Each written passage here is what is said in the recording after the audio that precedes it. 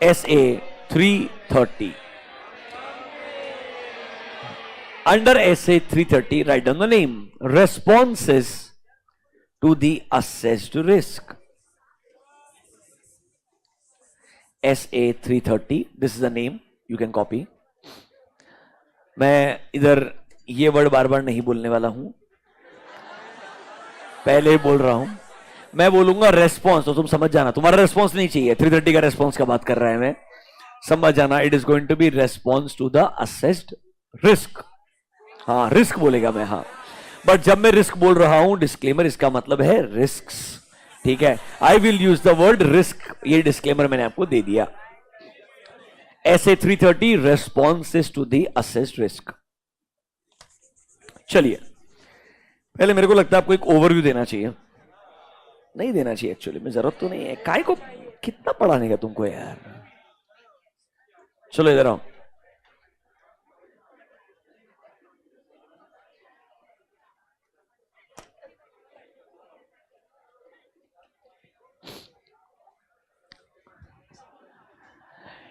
In your notebooks, go to a diagram called as audit procedure. एक heading मिलेगा आपको audit procedure का. जल्दी जाइए, जल्दी. Do not waste time. Fast.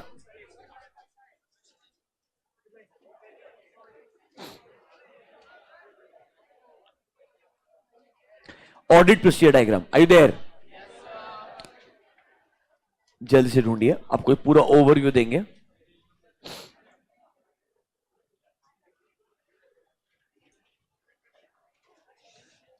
At the end of the ऐसे आपको फीलिंग आएगा, ये तो हमको सब कुछ ऑलरेडी आता था, ऐसा फीलिंग आएगा. ऑब्वियसली बहुत पढ़ाएंगे, मतलब कम से कम 1.5-2 घंटे बात करेंगे. उसके बाद लास्ट में पता चलेगा ये तो सब आता था मेरे को. तुमने क्यों ही किया हमारे साथ ऐसा, बताएंगे क्यों किया. चलिए, इन your audit procedure diagram, everyone I want your 100% attention. सुनिए सर, हमने ऑडिट प्रोसीजर को 2 ब्रॉडर कैटेगरीज में डिवाइड किया था. I want pin drop silence and sincerity now. Audit procedure को हमने 2 पार्ट में डिवाइड किया था. पहला चीज है रिस्क असेसमेंट प्रोसीजर. मतलब सर, यहां पर आप एंटिटी के बिजनेस को समझते हुए, उनके एनवायरमेंट को समझते हुए ये आइडेंटिफाई करने का ट्राई कर रहे हो कि भाई कहां कहां पर चांसेस ज्यादा हैं कि मटेरियल मिसस्टेटमेंट हो सकते हैं. Risk assessment procedure will help you to identify and assess ROMM. ROMM मतलब कहां कहां चांसेस ज्यादा हैं कि मटेरियल मिसस्टेटमेंट हो सकते हैं. सर, आपका टेंशन क्या है कि भाई कोई मटेरियल मिसस्टेटमेंट होगा, मेरे को मिलेगा नहीं, जिसकी वजह से मेरा ओपिनियन क्या हो जाएगा, गलत हो जाएगा. To reduce this audit risk I want to identify all possible material misstatements. इसीलिए वो आपको बोल रहा है आइडेंटिफाई दोज एरियाज जहां पे रॉम ज्यादा हो सकता है. उसके लिए जो प्रोसीजर है that is called as risk assessment procedure. थोड़ा बहुत अगर आपको याद होगा तो ये आपको 315 में पढ़ाया था. अब 315 का अलग से रिवीजन कराएंगे. मेरा पूरा डिस्कशन आज का जो है वो यहां से शिफ्ट होकर क्या चले जाएगा, फर्दर ऑडिट प्रोसीजर. कहां चले जाएगा, फर्दर ऑडिट प्रोसीजर. मतलब सुनिए, रिस्क को आइडेंटिफाई एंड असेस करने के बाद में हमने कुछ एडिशनल प्रोसीजर लगाने चाहिए. उन्हें हम फर्दर ऑडिट प्रोसीजर भी बोल सकते हैं, या ऐसा बोल सकते हैं हमें रेस्पॉन्ड करना पड़ेगा जो रिस्क को हमने ढूंढा है एंड असेस किया है, उसके लिए हमारा रेस्पॉन्स क्या है. मतलब as a auditor there is a risk, but how you are going to deal with the risk, आप क्या प्रोसीजर लगाओगे, that is called as responses to the assessed risk. मतलब रिस्क को ढूंढ के असेस किसने किया, ऑडिटर ने. कहां पर किया, ऐसे 315 में. 330 में बोलता है अब उसके लिए रेस्पॉन्ड कीजिए. मतलब प्लान बनाइए, अलग अलग रिस्क को आप कैसे डील करने वाले हो. तो जनरली जहां रिस्क ज्यादा होता है पहले लगाया जाएगा control testing, that is called as test of controls. The procedure is called as compliance procedure. मतलब सर, हम पहले सोचेंगे जहां रिस्क ज्यादा है वहां पर डेफिनेटली क्या होना चाहिए, कंट्रोल होना चाहिए. तो कंट्रोल का डिजाइन कैसा है, कंट्रोल ढंग से ऑपरेट करता है या नहीं करता है, यह है हमारा response number 1. This is our response number 1. कहना इसे 2 ही रेस्पॉन्स पॉसिबल है. कौन कौन सा, कंप्लायंस एंड सब्सटैंटिव. पहला रेस्पॉन्स जनरली क्या होता है, कंप्लायंस. अच्छा सुनिए, अब मेरे को अगर स्टार्टिंग से ही पता है कि भाई कंपनी के अंदर ना कंट्रोल्स चेकिंग के बिना अमाउंट चेकिंग सफिशिएंट नहीं होने वाला है। एग्जाम्पल बैंकिंग कंपनी, आज आपको समझ में आ चुका है कि भाई बैंकिंग बिजनेस में कोर बैंकिंग सॉल्यूशन समझ में नहीं आया तो भाई इंडिविजुअली अमाउंट टेस्टिंग कितना भी कर लो कोई फायदा होने वाला नहीं है। जब प्लानिंग में ही मुझे पता है कि कंट्रोल्स पे रिलाई करना ही पड़ेगा, कंट्रोल्स के बिना amount testing is almost next to impossible, don't you think आप स्टार्टिंग से ही कॉशियस हो जाओगे, कंट्रोल्स को बराबर से समझोगे, कंट्रोल्स को बहुत डिटेल में चेक करोगे, अपना सैंपल साइज को बढ़ा दोगे क्योंकि आपको कंट्रोल के ऊपर कंफर्ट चाहिए। तो कैन वी से जितना ज्यादा ऑडिटर कंट्रोल पे रिलाई करना चाहता है उतना ज्यादा कंट्रोल का टेस्टिंग होगा। जितना ज्यादा ऑडिटर को लगता है सिर्फ अमाउंट टेस्टिंग सफिशिएंट नहीं है, एग्जांपल बैंकिंग बिजनेस, बिना इसके कि हम कंट्रोल चेक करें अमाउंट टेस्टिंग से ऑडिट हो जाएगा, ये पॉसिबल नहीं है। एक लाइन लिखाया था, substantive procedures alone can not be sufficient, मतलब आपको कंप्लायंस प्रोसीजर लगाना ही पड़ेगा। जितना ज्यादा ये कंडीशंस आएगा उतना ज्यादा ऑडिटर पे ऑब्लिगेशन बन जाएगा कि उसे कंप्लायंस प्रोसीजर को और डिटेल में लगाना पड़ेगा। मतलब कंट्रोल टेस्टिंग पे कितना एम्फसाइज करूं ये डिपेंड करता है कि अमाउंट टेस्टिंग पॉसिबल भी है या amount testing alone will not be sufficient, या कंपनी के अंदर रिस्क ओवरऑल ही कितना ज्यादा है। ये सब फैक्टर्स को सोच के ऑडिटर डिसाइड करेगा कि भाई कंप्लायंस प्रोसीजर मतलब कंट्रोल टेस्टिंग कितना करना चाहिए। इधर हम पढ़ेंगे nature, timing and extent of control testing, मतलब कैसे कंट्रोल टेस्टिंग करना चाहिए, कब कंट्रोल टेस्टिंग करना चाहिए एंड कितना कंट्रोल टेस्टिंग करना चाहिए। इसके अराउंड पूरा डिस्कशन कहां पर होगा, SA 330 में। 330 का नाम क्या है, responses to the assessed risk, जो ढूंढा किधर है आपने 315 में। Responses will include only 2 procedure, पहला कौन सा है बच्चों, कंप्लायंस प्रोसीजर। समझा क्या, मतलब 330 में 2 ही चीज है। 330 में क्या है, कौन कौन सा, कंप्लायंस एंड दूसरा क्या आएगा, सब्सटैंटिव। अब substantive is my amount testing, अरे substantive is my amount testing. क्या अमाउंट टेस्टिंग करने के लिए भी 2 तरीके हैं हमारे पास में, एक है टेस्ट ऑफ डिटेल एंड दूसरा है ARP, but this ARP will be called here now. अब इस ARP को हम क्या बोलेंगे, SAP बोलेंगे क्या, याद है क्या, analytical procedure, but that is part of substantive procedure, so this will be called as substantive analytical procedure. जो 520 में पढ़ाया था, ये हमें अमाउंट टेस्टिंग करने में क्या करेगा, हेल्प करेगा। मतलब सर अमाउंट टेस्टिंग में भी हमारे पास 2 ऑप्शन है, या तो सब्सटैंटिव एनालिटिकल प्रोसीजर लगाओ या फिर टेस्ट ऑफ डिटेल लगाओ या फिर दोनों का कॉम्बिनेशन लगाओ। समझाया था, ये डिसीजन कौन करेगा, auditor, depending upon his judgement. ये बताया था, जिधर रॉम बहुत ज्यादा होता है सिर्फ ऐसे भी सूटेबल नहीं होगा, it should always be used in combination with TOD and TOD will be more reliable. इधर आपका एक्सटेंट ऑफ चेकिंग कम होगा बट रिलायबिलिटी ज्यादा मिलेगा, इधर कंफर्ट पूरे पॉपुलेशन पे आएगा बट रिलायबिलिटी उतना नहीं मिलेगा। क्या दोनों का कॉम्बिनेशन लगाना पड़ेगा। एंड आपको SAP के बहुत सारे एग्जांपल्स पढ़ाए थे अंडर SA 520, थोड़ा समझ में आ रहा है क्या। फिर टेस्ट ऑफ डिटेल को भी फर्दर डिवाइड कर रहा है इनटू 2 पार्ट्स, कौन कौन सा, वाउचिंग एंड, अब दिमाग लगाइए शांति से, हम चैप्टर 5 पढ़ के आए हैं, audit of items of financial statements, अरे हाँ या ना। उसमें पहला क्या था, असर्शन कॉन्सेप्ट। असर्शन भी 2 ब्रॉडर कैटेगरी में डिवाइड किए थे, for income statement and for balance sheet. Can I say transactions will impact your income statement and balances will affect your balance sheet. क्या दोनों के असर्शन अलग अलग थे क्या, क्या यही चैप्टर 5 लिख के दिया था आपको तब भी मैंने कि ये हम दोनों डिस्कस कहां करेंगे, चैप्टर नंबर 5 में, और हम ऑलरेडी करके आए हैं। क्या आपको थोड़ा 330 का ओवरव्यू समझा क्या, मतलब 330 में डिस्कशन होगा सिर्फ इस साइड पे, that is your further audit procedure. ये वाला साइड जो है ये कहां चले जाएगा, 315। आई एम श्योर आपको डे 1 जब ये डायग्राम बनाया था वहां पे प्रॉपर 315 एंड 330 का रेफरेंस दिया था। Is that clear to you. यही डिस्कशन 330 में होगा, बस थोड़ा और डिटेल में होगा। ओवरव्यू क्लियर है। चलिए आइए आपके मॉड्यूल्स में आइए, पेज नंबर 1B.47। एक बार ये डायग्राम दिया वो पढ़ लीजिए, आपको इमीडिएटली समझ में आएगा, सेम आपने ऑलरेडी बनाया हुआ है, you will not face any problem at all. पर देखेंगे it's a incomplete diagram, it is purely from 330 point of view, इसमें 315 वाला पार्टी नहीं है। Page number 1B.47. Just look at it once quickly. If you are comfortable, we'll start with 330. Don't worry. एक बार diagram देख लीजिए.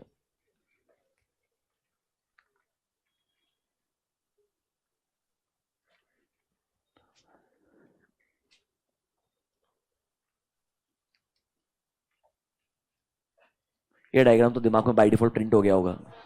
You can not go wrong here now, I believe. कम से कम मैंने 20-25 बार डिस्कस कर लिया होगा क्लास में. आगे बढ़ो क्या अभी. अब देखो इस चैप्टर में, मतलब इस ऐसे में, ये ऐसे ना इसके अराउंड है. मतलब ऑब्वियसली हमारा डिस्कशन इन दो चीजों पे होगा. किन दो चीजों पे होगा? TOC and substantive procedure. Substantive में भी ये डिस्कशन नहीं होगा क्योंकि ये कहां चले जाएगा? ऐसे 520 में चले जाएगा. मतलब डिस्कशन बचा किस किस के ऊपर? Ideally test of control and test of detail. खत्म बात. ये दो चीज अगर समझ में आया 330 खत्म हो गया. तो अगर एक्चुअली सोचो तो आपको इसका ओवरव्यू ऑलरेडी पता है. हर कंप्लायंस प्रोसीजर के बारे में इतना अंडरस्टैंडिंग दिया है. कंट्रोल्स ऑटोमेटेड क्या होते हैं, मैनुअल क्या होता है, सब बताया. अब जाकर के अगर कंट्रोल टेस्टिंग पढ़ने के लिए बोला, it will not be A trouble. जानबूझ के 330 अब पढ़ा रहा हूं क्योंकि आपको इंटरनल कंट्रोल का डेफिनेशन से लेकर के पूरा का पूरा टाइप्स ऑफ कंट्रोल्स हर एक चीज चैप्टर नंबर 3 में पढ़ा के लाया हूं. तो अब आपको तकलीफ नहीं आनी चाहिए. That's my assumption. Can we get started? Under essay 330, write down point number 1.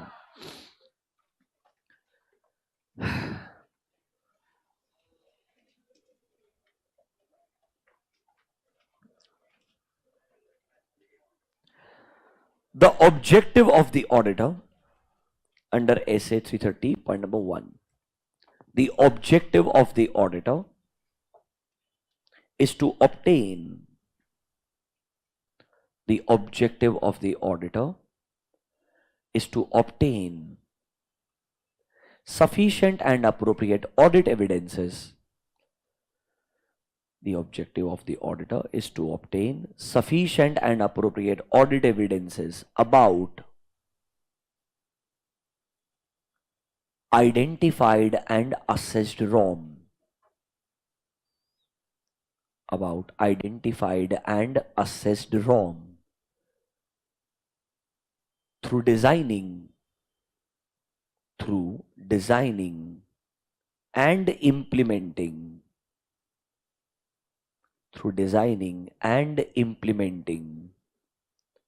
appropriate responses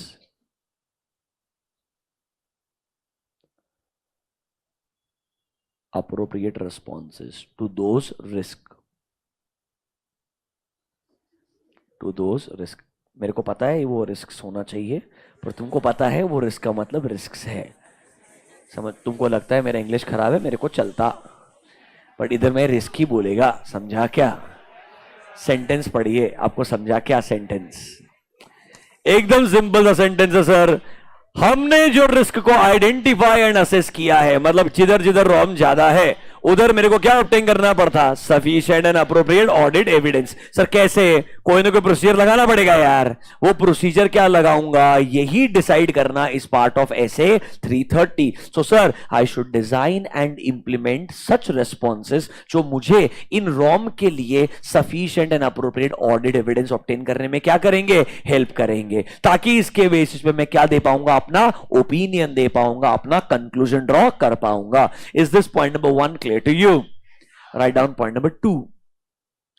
Essay 330 states that, point number 2, Essay 330 states that, dash करके लिखो bullet point number 1. Auditor shall design and implement. Auditor shall design and implement overall responses. Design and implement overall responses to address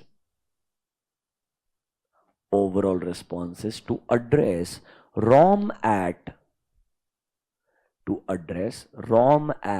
overall financial statement level. To address ROM at overall financial statement level. Bullet point number 2. Bullet point number 2, design and perform. Bullet point number 2, design and perform further audit procedures to address, design and perform further audit procedures to address ROM at assertion level.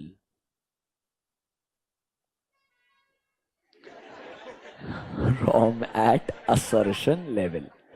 To address ROM at assertion level. What is so funny? पागल हो गए हो तुम? सुनिए, आपको बोला था रोम को आइडेंटिफाई एंड असेस करना चाहिए फॉलोइंग लेवल्स पे. दो लेवल याद है क्या तुमको? एक था ओवरऑल फाइनेंशियल स्टेटमेंट लेवल, दूसरा था असर्शन. जब रोम मिला दो लेवल पे है तो उसका रेस्पॉन्स भी दो लेवल पे आएगा ना यार. क्या पॉइंट नंबर ए भी क्लियर है क्या? ये थोड़ा याद है क्या? दिस वाज डिस्कस इन ऐसे 315. Should I make you go to 315? Do you remember this? That auditor had identified and assessed ROM at following levels. The first one was overall financial statement level and the second one was assertion level. Trust me, major risks are at assertion level. इसके लिए आपके major responses भी assertion level पे आएंगे. बिना assertion level checking किए overall financial statement पे opinion नहीं आ सकता है. बार बार एक बात बोलता हूं, कोई ऐसा गोल्डन प्रोसीजर नहीं है वो लगाओ पूरा फाइनेंशियल स्टेटमेंट में बाय डिफॉल्ट कंफर्ट आ जाएगा. ऐसा नहीं होता है. वो एक ही चीज होती है, सीबीएस, उस पर कंफर्ट आया तो ओवरऑल फाइनेंशियल स्टेटमेंट में कंफर्ट आता है, फिर भी अमाउंट टेस्टिंग करना पड़ता है. ऐसा नहीं बोल सकते कि साइन फाइनेंशियल स्टेटमेंट में करूंगा बट चेक सिर्फ कंट्रोल करूंगा. अरे कंट्रोल के साथ में अमाउंट भी चेक करना पड़ेगा. समझा क्या? You have 2 minutes. Read these 2 sentences if you are comfortable. हमारा मेजर ऑब्जेक्टिव का डिस्कशन यही खत्म होता है. एकदम टाइम पास है, ऑलरेडी आना चाहिए. ये लैंग्वेज आपको बहुत इजी लगना चाहिए मेरे हिसाब से. कोई टेंशन है?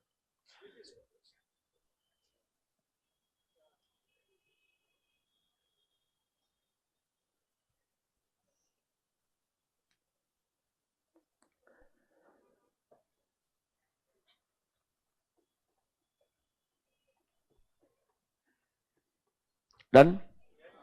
Point number 3. Circumstances when auditor should design and perform. Write down. Point number 3.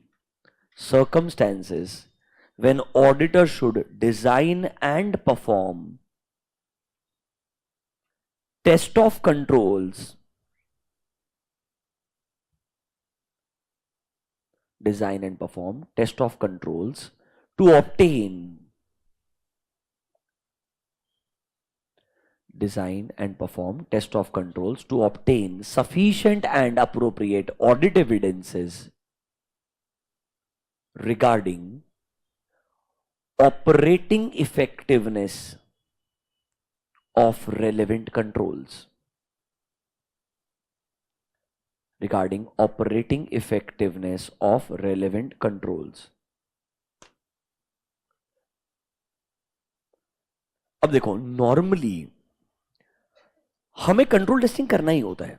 ये कुछ ऐसे सर्कमस्टेंसेस बता रहा है जब आपने बहुत अच्छे से टेस्ट ऑफ कंट्रोल प्लान करना चाहिए, इंप्लीमेंट करना चाहिए and sufficient and appropriate audit evidences obtain करने चाहिए. किसके रिगार्डिंग? वो कंट्रोल्स के ऑपरेटिंग इफेक्टिवनेस के रिगार्डिंग. किसके रिगार्डिंग? वो कंट्रोल्स के ऑपरेटिंग. मतलब बेसिकली कब आपको लगता है कंट्रोल टेस्टिंग बहुत इंपॉर्टेंट है, वो सर्कमस्टेंसेस का लिस्ट बनाएंगे when we believe control testing should be done in extreme detail. जब हमें लगता है सिर्फ सब्सटैंटिव सफिशिएंट नहीं होने वाला है, जब हमें लगता है कि कंट्रोल्स के ऊपर एक्चुअली हमें कंफर्ट चाहिए ताकि हमारा आगे का ऑडिट प्रोसीजर बहुत अच्छे से लगा पाए. मतलब when auditor wants to rely on control, when auditor realises that only substantive may not be sufficient, तब वो क्या करेगा? कंट्रोल टेस्टिंग को सीरियसली लेगा और अच्छे से डिजाइन करके क्या करेगा? इंप्लीमेंट करेगा, ताकि कंट्रोल्स पे उसे क्या मिलना चाहिए? कंफर्ट मिलना चाहिए. मैंने बस आगे वर्ड सर्कमस्टेंसेस ऐड कर दिया है.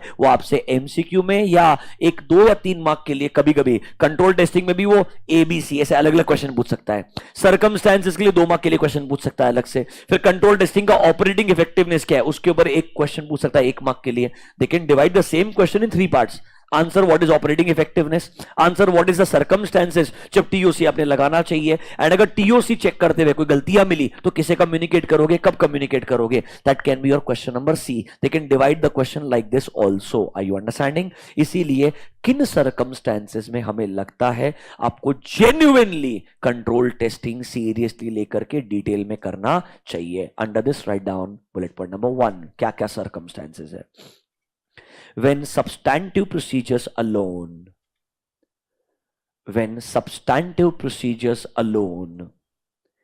cannot provide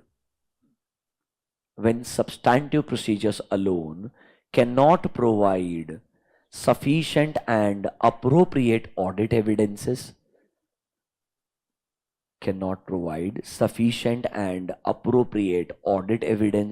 at assertion level,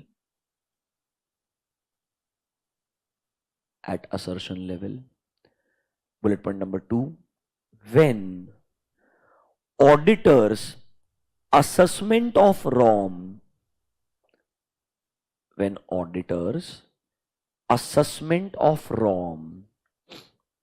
includes an expectation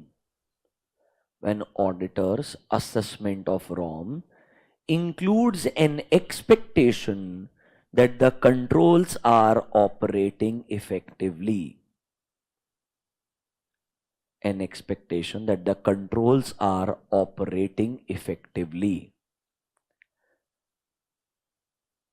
brackets में लिखिए when, इसी के सेंटेंस के ब्रैकेट्स में, when auditor has an intention to rely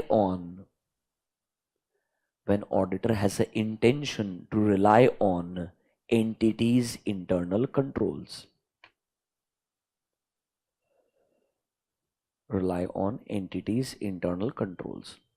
शांति से पढ़िए, दोनों पॉइंट एकदम सिंपल है. जब आपको ये दोनों ऑलरेडी पढ़ा है मैंने आपको, जब आपको पता है कि भाई सिर्फ अमाउंट टेस्टिंग करके मेरे को कंफर्ट नहीं मिलने वाला है तो मेरे को कंट्रोल टेस्टिंग करना ही पड़ेगा, तो कहना इसे I have to plan and perform control testing. दूसरा चीज, जब आपने ऑलरेडी स्टार्टिंग में ही सोचा था, जब आपने रिस्क असेसमेंट किया था ना, याद कीजिए, थोड़ा अगर ट्राई कर सकते हो तो ऑडिट रिस्क डायग्राम, चलो चले जाओ तुम यार, अरे जाओ ऑडिट रिस्क डायग्राम में, मुंडर क्यों, go to audit risk diagram. वो ऑडिट प्रोसीजर के 2-3 पेज आगे पीछे रहेगा. आज वो दोनों पेज बहुत कम में आने वाले हैं, उधर ढूंढ के रखो ना किधर है. ऑडिट रिस्क को 3 पार्ट में डिवाइड किया था आपने, IR, CR, DR. ये देखो, audit risk divided in 3 parts, IR, CR and DR. याद है? फिर कंट्रोल रिस्क के नीचे कुछ कंटेंट लिखा था डिटेल के अंदर, असेसमेंट ऑफ कंट्रोल रिस्क. याद आ रहा है क्या? Find out the diagram of audit risk. Under that you will find IR, CR, DR. Go to the control risk diagram. In the control risk diagram क्या आपने कुछ लिखा था? Assessment of control risk. अरे हाँ है ना, जब हमने असेसमेंट पढ़ा, स्टेप नंबर 1 था प्रिलिमिनरी असेसमेंट. मतलब जनरली हम अज्यूम क्या करेंगे कि कंट्रोल्स अच्छे हैं या कंट्रोल बुरे हैं. हमने बोला था जनरली अजम्पशन होता है controls are strong, that means control risk is low. अब अगर ये अजम्पशन है, मतलब कंट्रोल पे रिलाई करना चाहते हो, तो कंट्रोल को टेस्ट भी करना पड़ेगा ना यार.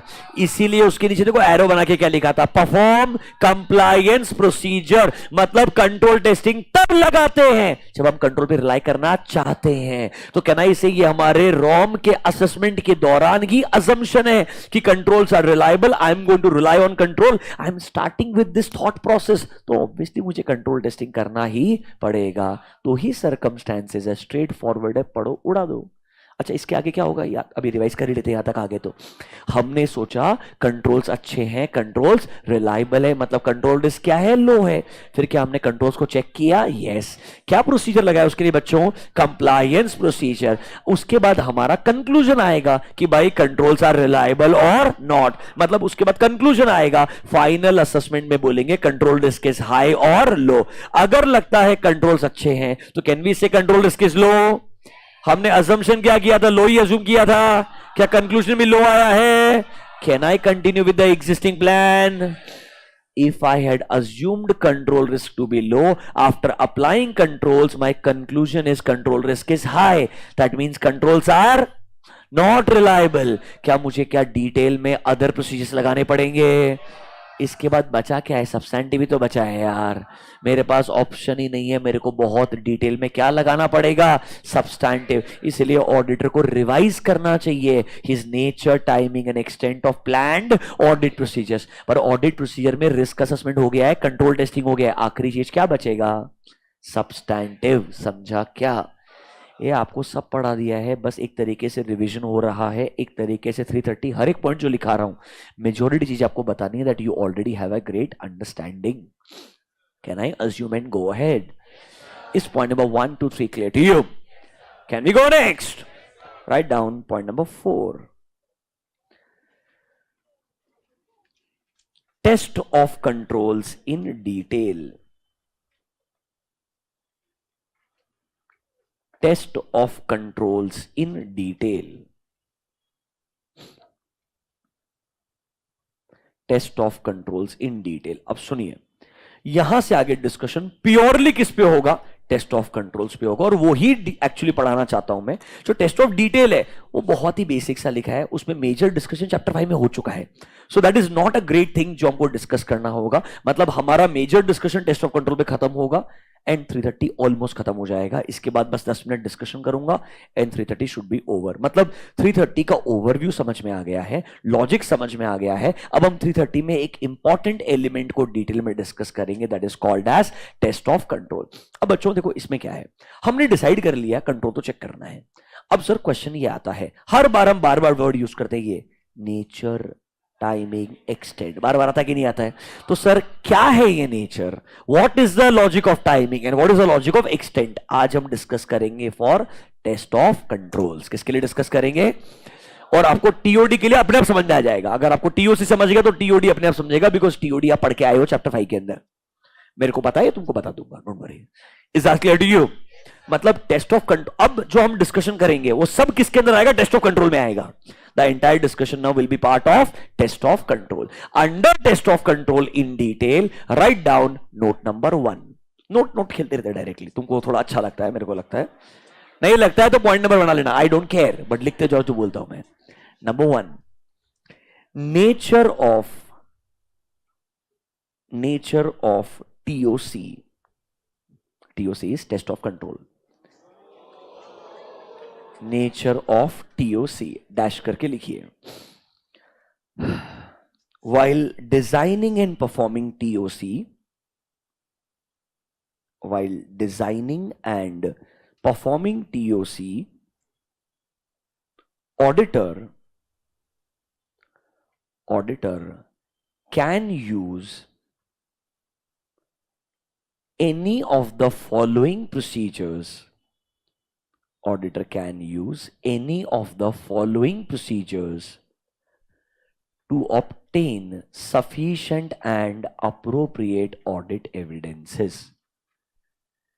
Any of the following procedures to obtain sufficient and appropriate audit evidences. Dash करके लिस्ट बनाइए क्या क्या चीजें हम यूज कर सकते हैं।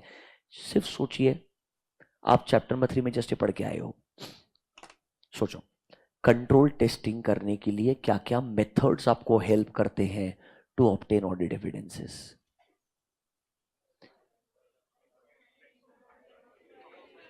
इंक्वायरी, ऑब्जर्व, अरे यूजलेस कंट्रोल। सुनो, तुम सुनो मेरा बात, तुम चाहे रिस्क असेसमेंट प्रोसीजर लगाओ, एवरीवन, इधर यू अप्लाई दिस प्रोसीजर और this, methods are same. What are the methods? Inquiry, observation, inspection, reperformance, ये 4 कोर हैं। इसके अलावा बाकी जो मेथड्स थे वो सब्सटेंस रिलेटेड थे। किससे रिलेटेड थे? सब्सटेंट। सो एनी प्रोसीजर, चाहे मैं कंट्रोल टेस्टिंग करूं, अमाउंट टेस्टिंग करूं, रिस्क असेसमेंट करूं, इंक्वायरी, ऑब्जर्वेशन, इंस्पेक्शन, रीपरफॉर्मेंस बाइट बढ़ा सकता है। समझा क्या? जनरली ये 4 कॉमन मेथड्स हैं। अब मैंने आपको बहुत टाइम पहले जब ऐसे 500 पढ़ाया था, तो जब मैंने आपको हेडिंग लिखाया था methods, go to 500, don't argue, go to 500। आज तुमको ऐसा दूंगा ना पकड़ के, मैं पूरा लाइन पे लेके आऊंगा तुमको मैं। गो टू ऐसे 500।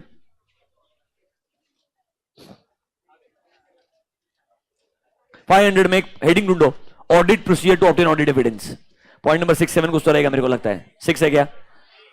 हाँ, उधर ऑडिट प्रोसीजर और मेथड्स ऐसा कुछ तो लिखा होगा। ये तुमको बोला था 50 बार, वो एग्जाम में या लिखते वक्त प्रोसीजर लिख देता है, बट क्या ऑब्टेन करने का है? Audit evidence. प्रोसीजर 3 ही होते हैं, रिस्क असेसमेंट, कंप्लायंस, सब्सटेंटिव। इनमें से किसी भी प्रोसीजर के लिए कोई भी मेथड आ सकता है। तो methods are, you can say, techniques और मीन्स कि कैसे हम एविडेंस ऑब्टेन करेंगे for any of these procedures. Heading रहेगा ऑडिट प्रोसीजर और methods to obtain audit evidences. Point number 6 है अंडर ऐसे 500, और आपका लिस्ट रहेगा inquiry, observation, inspection, reperformance, recomputation, analytical procedure, external इस लिस्ट मिलेगा तुमको। ये पहले 4 सबसे इंपॉर्टेंट है, वो हर प्रोसीजर में काम में आते हैं। सिर्फ आर्ग्यूमेंट हो सकता है कि रीपरफॉर्मेंस रिस्क असेसमेंट प्रोसीजर में इतना काम में नहीं आएगा, क्योंकि उधर सिर्फ इंक्वायरी, इंस्पेक्शन एंड ऑब्जर्वेशन से काम हो जाता है। रीपरफॉर्मेंस ज्यादा फ्रीक्वेंटली यूज होता है for control testing and amount testing. समझा क्या? पक्का? वापस आ जाओ। अब देखो तुमने सेंटेंस क्या लिखा है। अगर तुम सही में समझ पाओगे तो ये कभी याद नहीं करना पड़ेगा, और नहीं समझ पाओगे तो कभी भी याद नहीं कर पाओगे।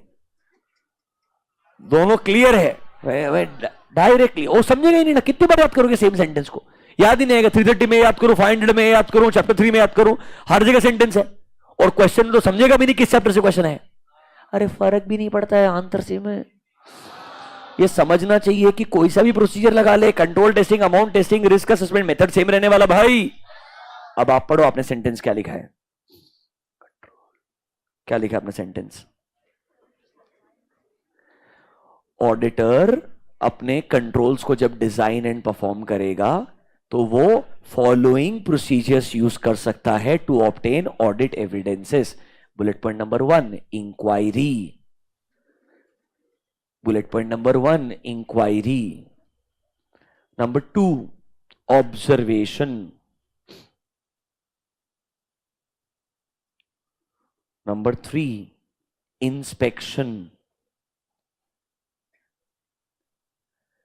and number 4 re-performance.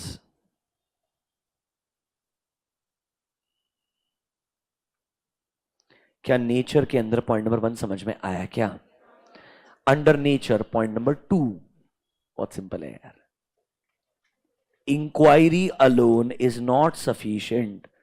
सब पढ़ाया हुआ है तुमको ऑलरेडी, अभी कल ही पढ़ाया था, वही लिखा रहा हूं मैं। शॉर्टकट में लिखो फटाफट। Inquiry alone is not sufficient, sorry. Therefore, auditor should use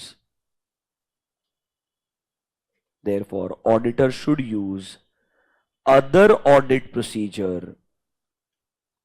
Therefore, auditor should use other audit procedure in combination with inquiry.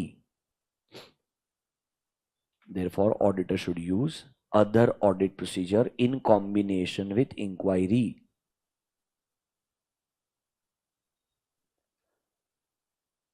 क्या ये कल भी बताया था? आज एक नया सेंटेंस देखने को मिलेगा। अब सुनो, कॉम्बिनेशन क्या क्या हो सकता है। It can be inquiry plus observation, it can be inquiry plus inspection, it can be inquiry plus reperformance. ये बोलता है इंक्वायरी सबसे कम रिलायबल है, और अगर आप सेकंड रिलायबिलिटी में सबसे कम चीज कोई रहेगी वो ऑब्जर्वेशन रहेगी, क्योंकि ऑब्जर्वेशन में आप प्रोसेस को विटनेस कर रहे हो, कुछ क्वेश्चन नहीं पूछ रहे हो, आप कोई डॉक्यूमेंट्री एविडेंस चेक नहीं कर रहे हो। So they believe inquiry and observation will not provide you the most reliable evidences. Inspection reliable देगा, रीपरफॉर्मेंस तो बहुत ही रिलायबल एविडेंस देगा। तो ये बोलता है rather than using inquiry plus observation, try to use inquiry plus inspection. कल भी दिखाया था सेम सेंटेंस। और use inquiry plus reperformance, they will give you more assurance than inquiry plus observation. Logical है यार। लिखो पॉइंट नंबर 2 पॉइंट लिखे ना, point number C. Inquiry combined with inspection or re-performance. Inquiry combined with inspection or re-performance may provide more assurance,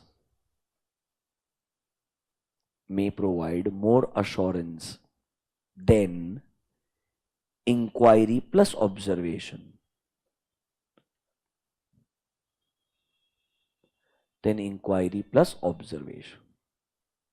क्योंकि यार observation एक point of time के लिए रेलेवेंट होता है, it's a process, her bar process follow होते नहीं रहेगा, डॉक्यूमेंट्स वगैरह चेकअप कभी भी कर सकते हो, इसीलिए वो बोलता है इंस्पेक्शन या रीपरफॉर्मेंस बेटर रहेगा then only inquiry plus observation. Is point number A B C clear to you. Last point number D. When more persuasive audit evidences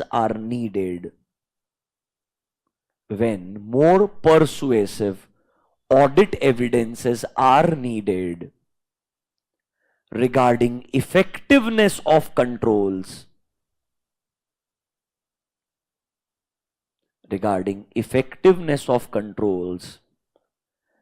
then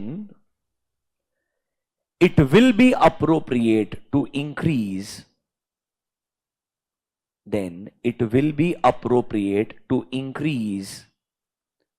double quotes में लिखना extent of testing. Appropriate to increase extent of testing. यार जितना ज्यादा comfort चाहिए उतना ज्यादा checking करना पड़ेगा. आपको ये कुछ तो पढ़ाया था मैंने, देखो याद करो. कंट्रोल टेस्टिंग में 30, 45, 60. लोअर लेवल ऑफ अश्योरेंस ये 30 चेक करो, moderate level assurance 45, high level assurance 60. Simple सा चीज है. कहना इसे नेचर के लिए पॉइंट नंबर एबीसी था, वो एक्सटेंट उसमें कनेक्ट हो गया. अरे हाँ या ना. तो उसका बस एक इंट्रोडक्शन है, अब एक्सटेंट अलग से आपको बताएंगे. क्या आपको थोड़ा सा nature of procedure for control testing समझा क्या? एकदम आसान है, कुछ नहीं, 4 मेथड याद रखना, उसमें से कौन सा कॉम्बिनेशन अच्छा होता है ये आपको पता होना चाहिए. अभी good. Under test of control ये था आपका number A, that is called as nature of procedures. अब लिखिए number 2, extent of TOC. Note number 2 यार, note number 2 will be called as extent of TOC. Dash करके लिखिए. Following matters should be considered. Following matters should be considered. Following matters should be considered while determining the extent of TOC to be performed. Extent of TOC to be performed मतलब कितना checking करना चाहिए, ये किस matter पे depend करता है. बहुत सिंपल है. एक बात सुनो, दिमाग लगाओ. कंपनी में बीआरएस महीने में एक बार बनता है. कहने से frequency is once a month. साल में मैक्सिमम कितनी बार होगा? 12 बार. तो मैक्सिमम सैंपल साइज ही 12 हो सकती है. तो सिंपल है कि भाई ओवरऑल ये जो आपका कंट्रोल है, कंट्रोल का फ्रीक्वेंसी कितना है. If the control का frequency is once a month, the sample size can be 3 or 4. Checking entire 12 is not sampling. That is testing the entire population. Useless fellows. 530 याद आया क्या? तो कहना इसे फ्रीक्वेंसी, ये कंट्रोल कितनी बार फॉलो होता है उस पे आपका सैंपल साइज डिटरमाइन किया जाएगा. अगर सब लेट्स से परचेज है, अब परचेज तो दिन में 50 बार भी हो सकता है. कहने से frequency is multiple times a day, तो उस केस में आपका सैंपल साइज बढ़ते जाएगा. क्या लॉजिकल लगता है? Write down matter number 1, frequency of performance of control. Frequency of performance of control. Frequency of performance of control. कुछ नहीं, ये बोल रहा है कंट्रोल टेस्टिंग में सैंपल साइज कब ज्यादा होगा और कम कम होगा, किस पे डिपेंडेंट है? फैक्टर्स अफेक्टिंग सैंपल साइज ही लिख रहे हो आप. सो अगर फ्रीक्वेंसी ज्यादा रहेगा तो शायद आपके लिए नंबर ऑफ सैंपल साइज भी बढ़ जाएगा. फिर याद करो फैक्टर्स अफेक्टिंग में एक्सपेक्टेड एरर, किसी एरिया में गलतियां होने के चांस ज्यादा है तो ज्यादा टेस्टिंग करोगे. Matter number 2, expected rate of deviation from a control. Expected rate of deviation from a control. Word deviation क्यों है? क्योंकि कंट्रोल है. जितना ज्यादा एक्सपेक्टेशन रहेगा उतना ज्यादा चेकिंग करना पड़ेगा. Matter number 3, the extent to which auditor wants to rely the extent to which auditor wants to rely on operating effectiveness of controls, on the operating effectiveness of controls. That is how much assurance is needed. That is how much assurance is needed.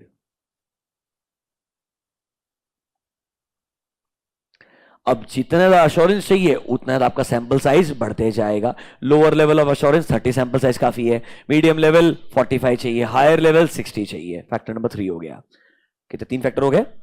Number 4, availability of reliable and relevant audit evidences. Availability of reliable and relevant audit evidences.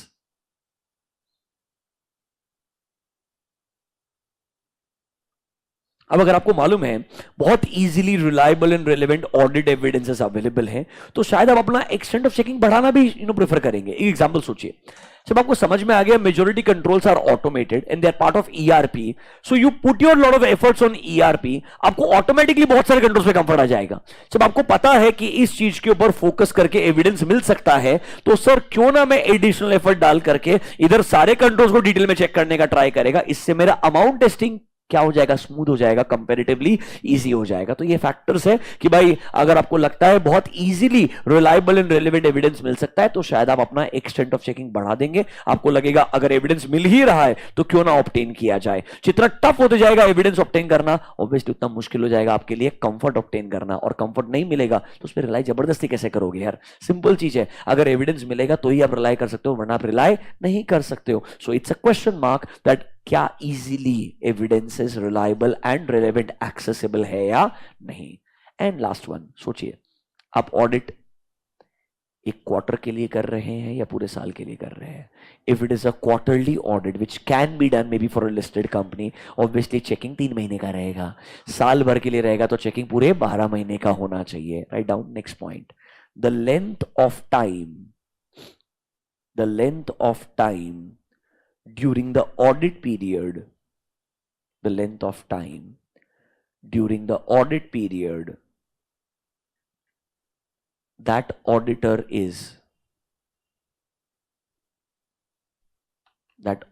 is considering for internal controls, that auditor is considering for internal controls. Obviously जितना ज्यादा period में cover करना चाहूंगा उतना मेरा extent of checking बढ़ते जाएगा. हम क्या डिस्कस कर रहे हैं, कंट्रोल टेस्टिंग. कंट्रोल टेस्टिंग में हमें पता है सर सबसे पहले डिजाइन देखना होता है, फिर ऑपरेटिंग इफेक्टिवनेस देखना होता है. ये सब जो आप पढ़ रहे हो ना, ये पूरे ऑपरेटिंग इफेक्टिवनेस के लिए है, क्योंकि डिजाइन सबसे पहले चेक हो जाता है, उसमें सैंपलिंग वगैरह नहीं होता है, डिजाइन पूरा ही चेक करना पड़ता है. ये सब चीजें रेलेवेंट कब होगी, when you are testing the operating effectiveness, कि भाई कौन सा मेथड लगाऊं, कितना चेकिंग करूं, कब चेकिंग करूं. That is your note number 3. Note number 1 था नेचर, दूसरा था एक्सटेंट, तीसरा है timing. Right now note number 3, timing of test of controls. Timing of test of controls. Timing of test of don't, एक rhythm है, अच्छा अच्छे से जा रहा है यार, don't spoil this.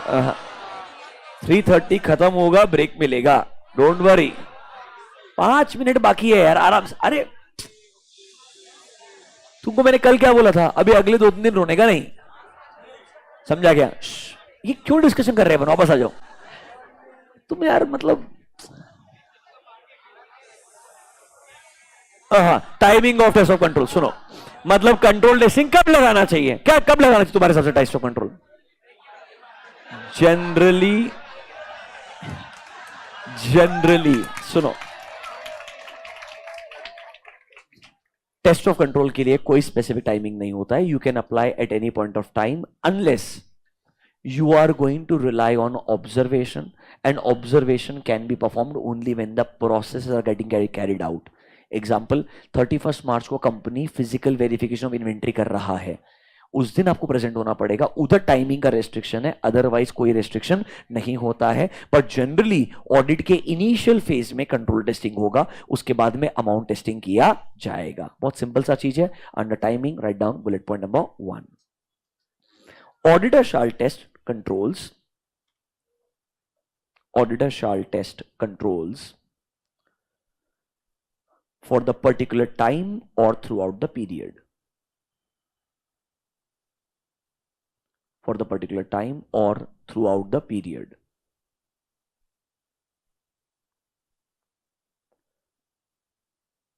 Point number 2, or throughout the period. Point number 2, some controls needs to be checked only at, some controls needs to be checked only at a specific point of time, such as, only at a specific point of time such as physical verification of inventory,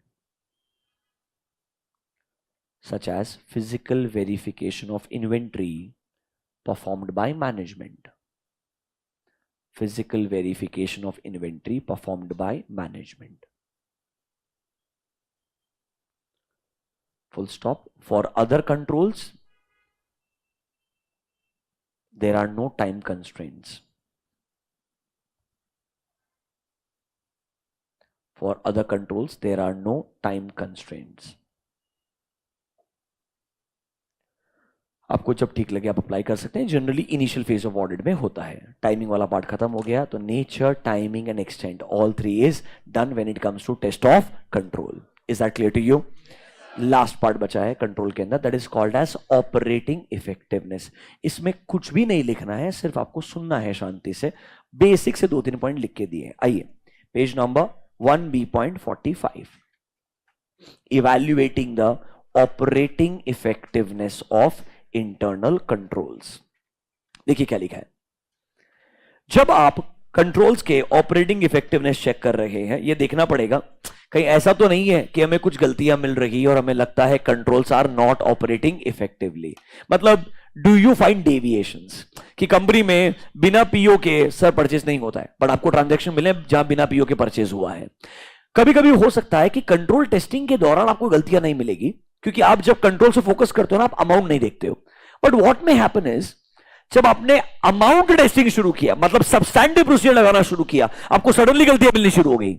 So can I say, when I do control testing, I may feel controls are reliable, but when I do amount testing, I may come across misstatements that may make me question कि शायद control testing भी reliable नहीं था, क्योंकि वहां पर आपको गलतियां नहीं मिली, बट अमाउंट टेस्टिंग करते करते परचेजेस में गलतियां मिलनी शुरू हो गई, जिससे आपको अब डाउट आ रहा है शायद प्रोसेस भी ढंग से फॉलो नहीं होता है। तो ऑपरेटिंग इफेक्टिवनेस में गलतियां या तो नॉर्मल कंट्रोल टेस्टिंग के दौरान मिल सकती है या अमाउंट टेस्टिंग के दौरान मिल सकती है, जिसकी वजह से हमें शायद लगेगा कि हमने शायद कंट्रोल पे रिलाई कर लिया, जबकि रिलाई नहीं करना चाहिए था। Risk of over reliance on controls.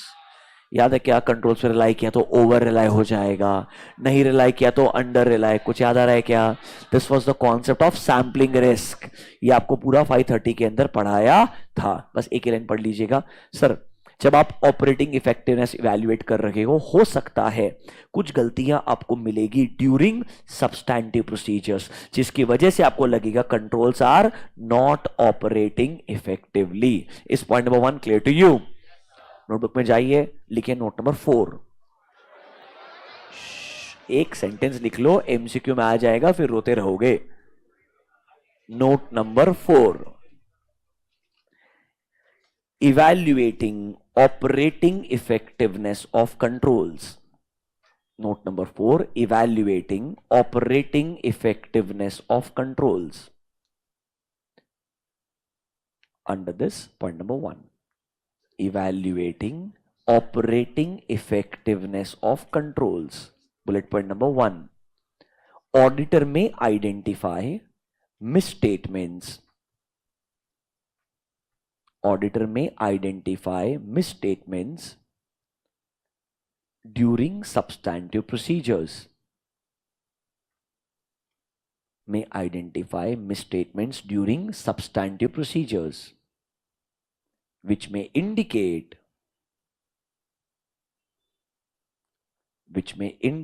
that controls are not operating effectively.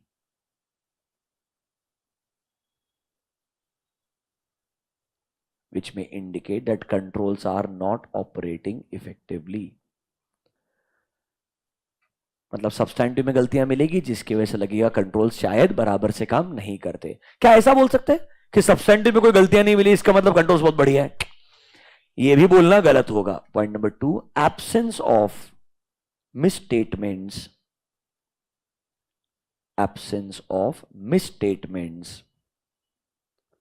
detected by substantive procedure, absence of misstatements detected by substantive procedures does not guarantee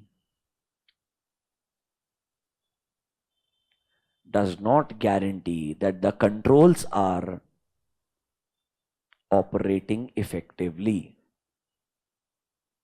Does not guarantee that the controls are operating effectively.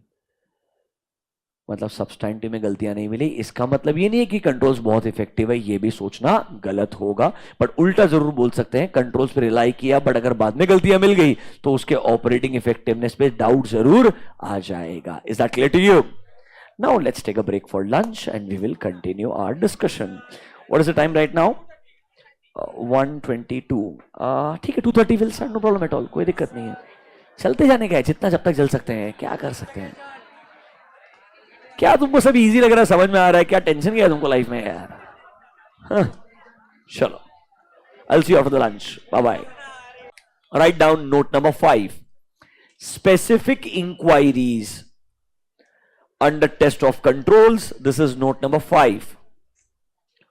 Specific inquiries when deviations from controls are detected. Specific inquiries when deviations from controls are detected. When deviations from controls are detected. मतलब जब आप controls का testing कर रहे हो तो आपको process में कुछ डेविएशन अगर मिलते हैं तो आप लोग क्या इंक्वायरीज करेंगे एंड क्या प्रोसेस लगाएंगे। वापस से 2 मिनट के लिए बात सुन लीजिएगा। आखिरी बार टेस्ट ऑफ कंट्रोल इतना डिटेल में बताऊंगा, इसके बाद रिपीट करने नहीं जाऊंगा। सुन लीजिएगा for last 1 to 2 minutes।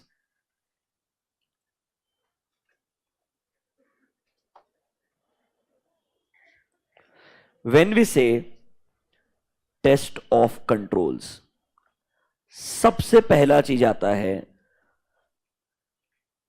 Design of internal controls. Design में we may come across significant deficiencies. We may come across significant deficiencies.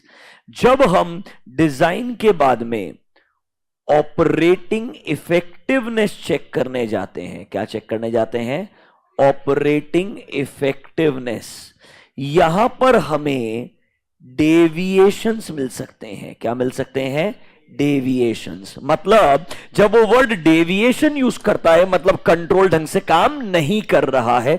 जब वो बोलता है डिजाइन में डेफिशिएंसी है तो मैं बोलूंगा कंट्रोल ढंग से डिजाइंड ही नहीं है। ये ज्यादा सिग्निफिकेंट प्रॉब्लम है। अगर डिजाइन में प्रॉब्लम है तो ऑपरेटिंग इफेक्टिवनेस चेक करने का कोई फायदा ही नहीं है। इसीलिए सिग्निफिकेंट डेफिशिएंसीज को हम कम्युनिकेट करेंगे टू TCWG अंडर SA 265। 330 के बाद जो अगला डिस्कशन होगा वो कौन से ऐसे पे होगा? 265 पे होगा। आपको बता रहे हैं कंट्रोल टेस्टिंग में डिजाइन देखना होता है, ऑपरेटिंग इफेक्टिवनेस चेक करना होता है। डिजाइन में हमें क्या मिल सकती है? सिग्निफिकेंट डेफिशिएंसीज मिल सकती है, वो कम्युनिकेट करनी पड़ती है थ्रू SA 265। अगर डिजाइन बराबर है तो हम क्या चेक करने जाएंगे? Operating effectiveness. वहां पर हमें क्या मिल सकता है कि शायद जो प्रोसेस है कंपनी का मैनेजमेंट फॉलो नहीं करता है, देयर आर सर्टेन डेविएशंस, मतलब कुछ ऐसे सैंपल्स मिलेंगे जहां परचेस प्रोसेस के 5 स्टेप फॉलो नहीं किए जाएंगे, मतलब प्रॉब्लम डिजाइन में नहीं है, प्रॉब्लम उसको फॉलो करते वक्त है। ये हमें कब मिलेगा? ऑपरेटिंग इफेक्टिवनेस को चेक करते वक्त। समझा क्या? अब आप पढ़िए, आपने नोट नंबर 5 का हेडिंग क्या लिखा है। हम क्या स्पेसिफिक इंक्वायरीज करेंगे अगर हमें क्या मिले हैं? डेविएशंस। कहना इसे हम कहां पर हैं? ऑपरेटिंग इफेक्टिवनेस में। इसमें हमें क्या मिले हैं? डेविएशंस। तो हमने क्या इंक्वायरीज करने चाहिए? कुछ जनरल सा एक सेंटेंस लिखवाएंगे, क्लोज करेंगे। कुछ ग्रेट आंसर नहीं है, बट समझना चाहिए वो सेंटेंसेस का मतलब क्या है। अंडर नोट नंबर 5 डैश करके लिखिए point number A. When auditor comes across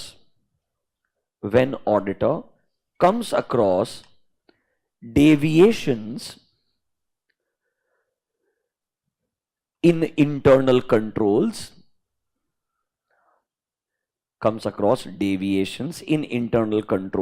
on which auditor intends to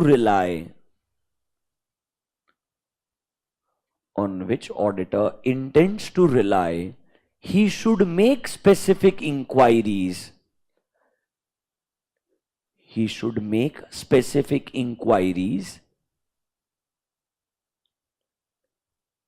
From the management.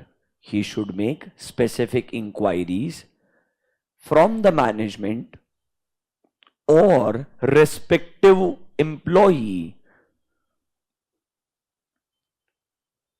From the management or respective employee to understand the matter,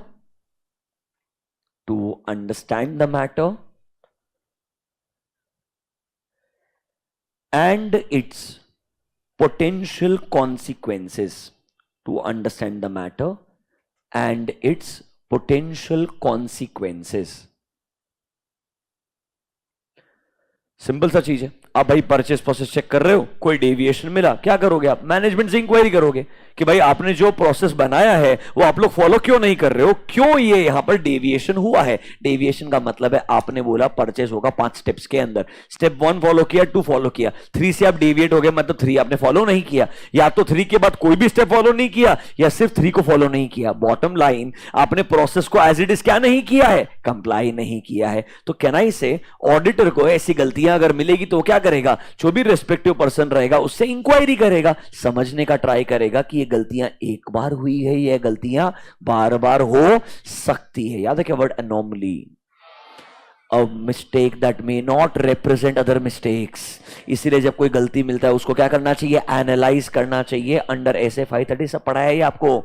it's just that ये 330 में लिखा हुआ है इसलिए लिखवा रहा हूं, बट ये मेजोरिटी चीजें डिस्कस कहीं ना कहीं हो चुकी है। Is this clear to you?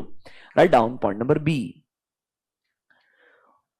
इसी नोट में point number B, auditor should determine weather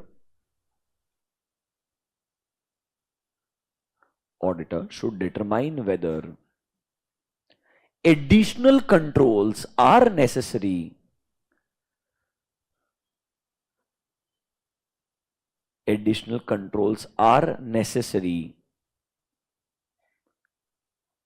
for the purpose of understanding and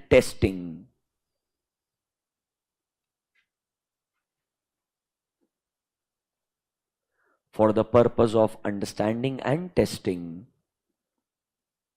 to address the risk which may arise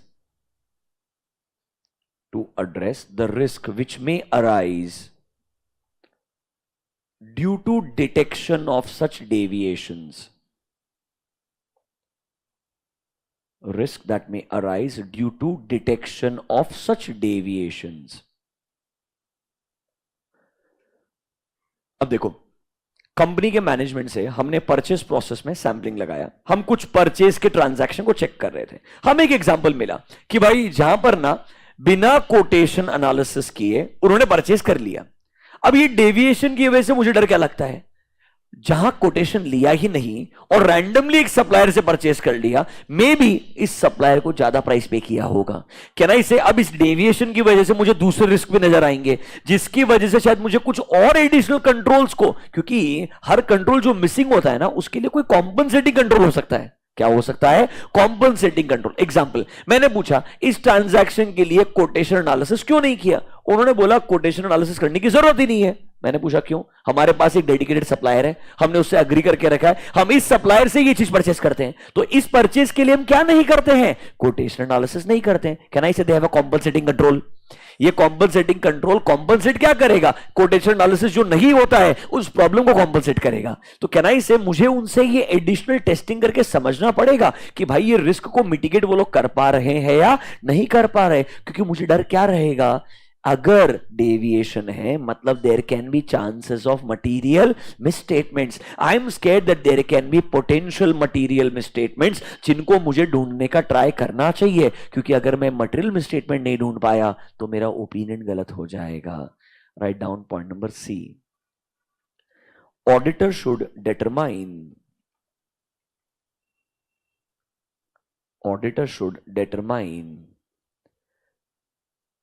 that are there any potential ROM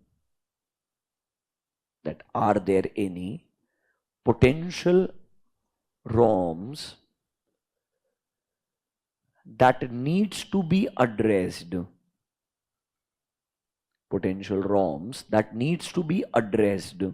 using substantive procedures.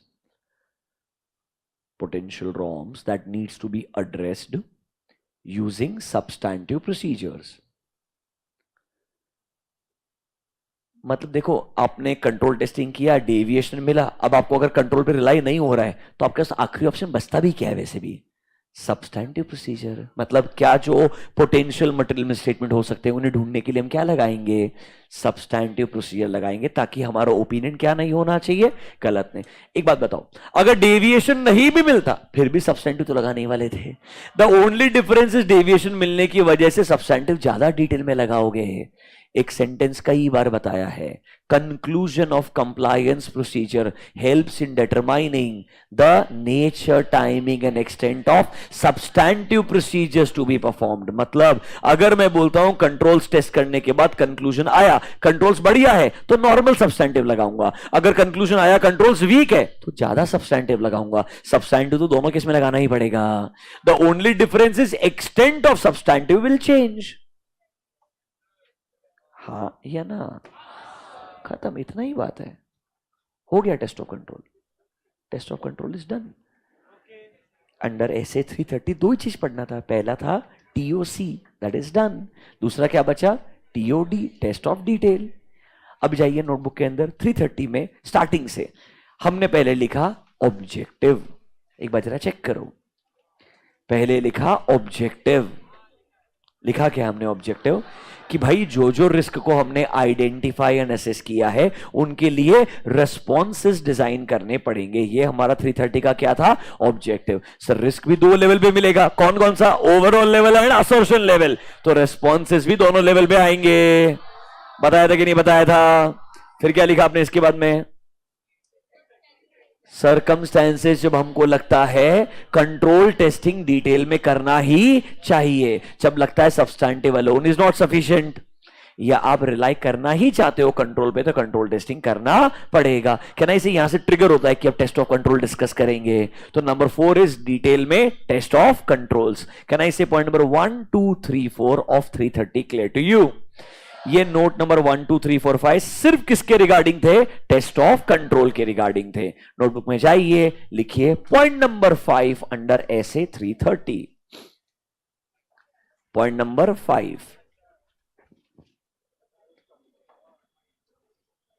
लिखिए substantive procedures.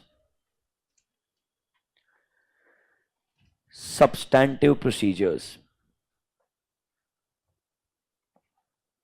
उसे वहीं पे दो part में divide कर लीजिए। This part of diagram should be there. I know you already know this, don't waste your time arguing with me, बनाना पड़ेगा। सब्सटैंटिव प्रोसीजर दो पार्ट में डिवाइड कर दीजिए, एक बार रिवीजन हो जाएगा आपका। क्या क्या आएगा उसमें? टेस्ट ऑफ डिटेल एंड दूसरा SAP. That is substantive analytical procedures.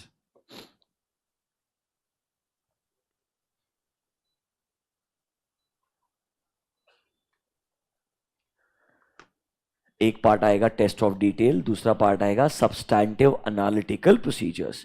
ये जो सब्सटैंटिव एनालिटिकल प्रोसीजर है वहां लिख दीजिएगा रेफर एसए, नाम पता है क्या एटलीस्ट, ये नंबर पता है क्या, 520 570 is going concern useless fellow.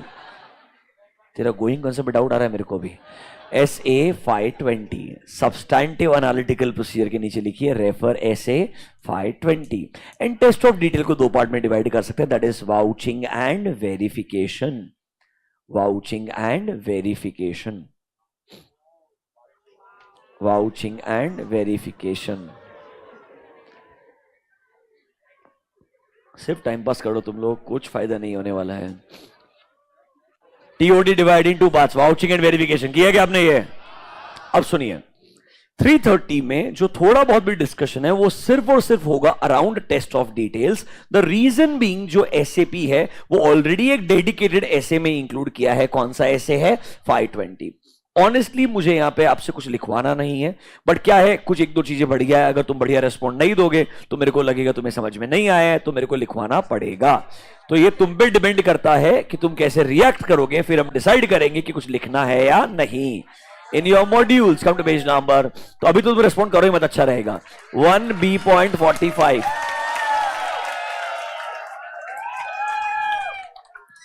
Very nice.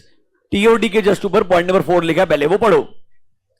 Substantive procedures are audit procedures which are designed to detect material misstatements at assertion level। मतलब ये अमाउंट टेस्टिंग है जहां पर आप क्या ढूंढना चाहते हैं? Material misstatements. याद रखना, प्रोसेस में गलतियां डेविएशन कहलाती है, अमाउंट टर्म्स में गलतियां मिसस्टेटमेंट्स कहलाती है। तो आप सब्सटैंटिव लगाएंगे for the purpose of amount testing, and substantive will include your test of details and SAP। समझा क्या? क्या लिखवाने का जरूरत नहीं, ऑलरेडी समझता है इतना आपको? ऑनेस्टली समझता है क्या? पॉइंट नंबर 4 को इंपॉर्टेंट मार्क कीजिएगा, ये एक तरीके से इंट्रोडक्शन है। What is a substantive procedure? This is like a introduction to substantive procedure. Point number 4 समझा? नीचे आओ, टेस्ट ऑफ डिटेल क्या होता है? 1B.45 that was a introduction. What is TOD? Sir TOD को इन्होंने दो पार्ट में डिवाइड किया था। जब आप ट्रांजैक्शन चेक करते हैं उसको बोलते हैं वाउचिंग। एक मिनट के लिए सोचिएगा, कोई भी ट्रांजैक्शन है, परचेज हो गया, सेल हो गया, एक्सपेंडिचर ट्रांजैक्शन हो गया, हमें क्या कंसर्न होता है? क्या ये ट्रांजैक्शन ऑकर हुआ है, occurrence of a transaction. Number 2, क्या ये ट्रांजैक्शन बिजनेस से रिलेटेड है? क्या ये ट्रांजैक्शन करंट पीरियड से रिलेटेड है? क्या ये ट्रांजैक्शन में अमाउंट इन्वॉल्व बराबर है कि नहीं है? कुछ याद आ रहा है क्या? क्या ये ट्रांजैक्शन बराबर से क्लासिफाइड है कि नहीं है? क्या ना इसे प्रेजेंट, ये सारे असर्शन चेक करते हैं अपन। मतलब सर वाउचिंग के दौरान आप एक ट्रांजैक्शन पे फोकस कर रहे हो, मतलब हर एक ट्रांजैक्शन को जब रिकॉर्ड करते हैं उसके लिए कोई ना कोई डेडिकेटेड वाउचर होता है। क्या होता है? Voucher. For a purchase there is a purchase invoice, for sales there is a sales invoice, for expense there will be a expenditure invoice. कोई ना कोई डॉक्यूमेंट्री एविडेंस रहेगा, वो क्या कहलाएगा? वाउचर कहलाएगा। उसे आपको डिटेल में चेक करना चाहिए, and that process is called as vouching. It is applied for a transaction. It is applied for a transaction. Read 1B.45 point number 1 and 2। Time pass लगता है क्या? जल्दी से पढ़ के उड़ा दो एक बार। Just read once।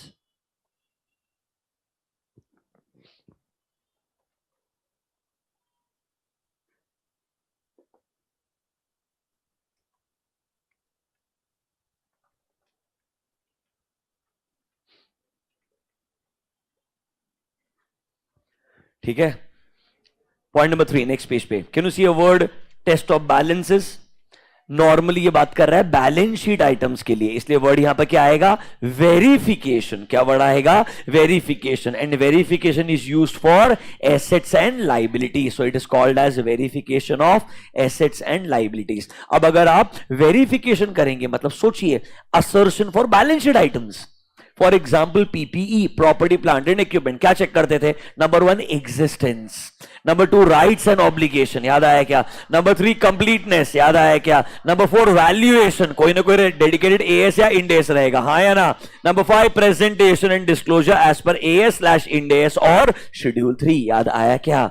Can I से उसी के बस अराउंड एक सेंटेंस लिखा हुआ है, कुछ भी ग्रेट डिटेल में नहीं है, टेस्ट ऑफ डिटेल में बता रहा है। दो चीजें आती है, एक होता है वाउचिंग ऑफ ट्रांजैक्शन, दूसरा होता है वेरिफिकेशन ऑफ बैलेंसेस। इतना ही मैंने आपको पहली बार जब ऑडिट प्रोसीजर डायग्राम बनवाया था तब भी एक्सप्लेन किया था और तब भी लिखवा के दिया था। Is that clear to you? Is that clear to you? कुछ और नहीं है इधर एक्स्ट्रा, ध्यान रखना, इसलिए वो सब्सटैंटिव का डायग्राम ही अंडरस्टैंडिंग के लिए क्या है? सफिशिएंट है। अगला हेडिंग देखिए, can you see the next heading? SAP, that is called as substantive analytical procedure. पूरा का पूरा मार्क करके लिखो, बाजू में लिखो रेफर SA 520। इसने लिटरली 5 पॉइंट लिखे हैं, तुमको मैंने पूरा ऐसे पढ़ाया है, ऑब्वियसली याद तो होगा ही नहीं। सब्सटैंटिव एनालिटिकल प्रोसीजर याद है क्या? पहले तो डिटरमाइन करना क्या सूटेबल भी है टू अप्लाई करना है SAP, फिर रेलेवेंट बेस डेटा ऑब्टेन करना पड़ेगा, उसके बेसिस पे एक्सपेक्टेशन डेवलप करना पड़ेगा, एक्सपेक्टेशन को एक्चुअल से कंपेयर करना पड़ेगा, वेरिएंस मिलेगा, वेरिएंस मटेरियल तो इन्वेस्टिगेट करोगे, टेक्निक्स क्या क्या यूज कर सकते हो? रेशो एनालिसिस, ट्रेंड एनालिसिस, याद आ रहा है क्या? रीजनेबलनेस टेस्टिंग, स्ट्रक्चरल मॉडलिंग, कुछ याद आ रहा है क्या? ये सब तरीके आप यूज कर सकते हैं for the purpose of substantive analytical procedure. मेरे को लगता है आपको समझना चाहिए, एक एग्जांपल चाहिए तो पढ़ लीजिए, शायद आपको अपना एक एग्जांपल याद आ जाएगा। ये सेम एग्जांपल आपको 520 में पढ़ाया था। Number 5, this is analytical procedure का डेफिनेशन वगैरह जो सेम 520 में लिखा हुआ है, nothing new here, just ignore everything, read one example number 5। I believe you should be able to recall.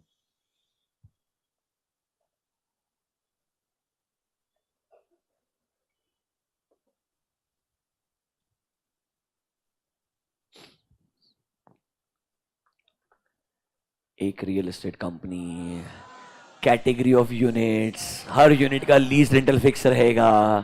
अगर आपको परफेक्ट कंट्रोल में कंफर्ट आए तो आप ऑटोमेटिकली परफेक्ट कैलकुलेशन कर सकते हो। कभी कभी ऐसे भी इतना बढ़िया हो सकता है कि किसी और प्रोसीजर की जरूरत ही ना पड़े। Is that clear to you? Very nice. Are you feeling comfortable? चलो नोटबुक में जो मैं बोलता हूं उतना लिखो और उड़ा दो, फटाफट से आ जाइए। आपने डायग्राम बनाया सब्सटैंटिव प्रोसीजर्स का, और डायग्राम बनाया आपने सब्सटैंटिव प्रोसीजर का, वेरी नाइस। लिखो note number 1, do not argue. Write down note number 1.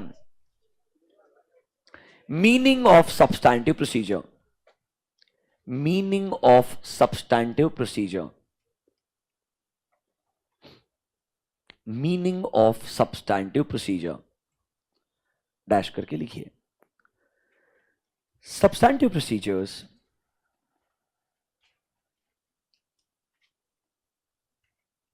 Dash करके लिखिए। Substantive procedures are those audit procedures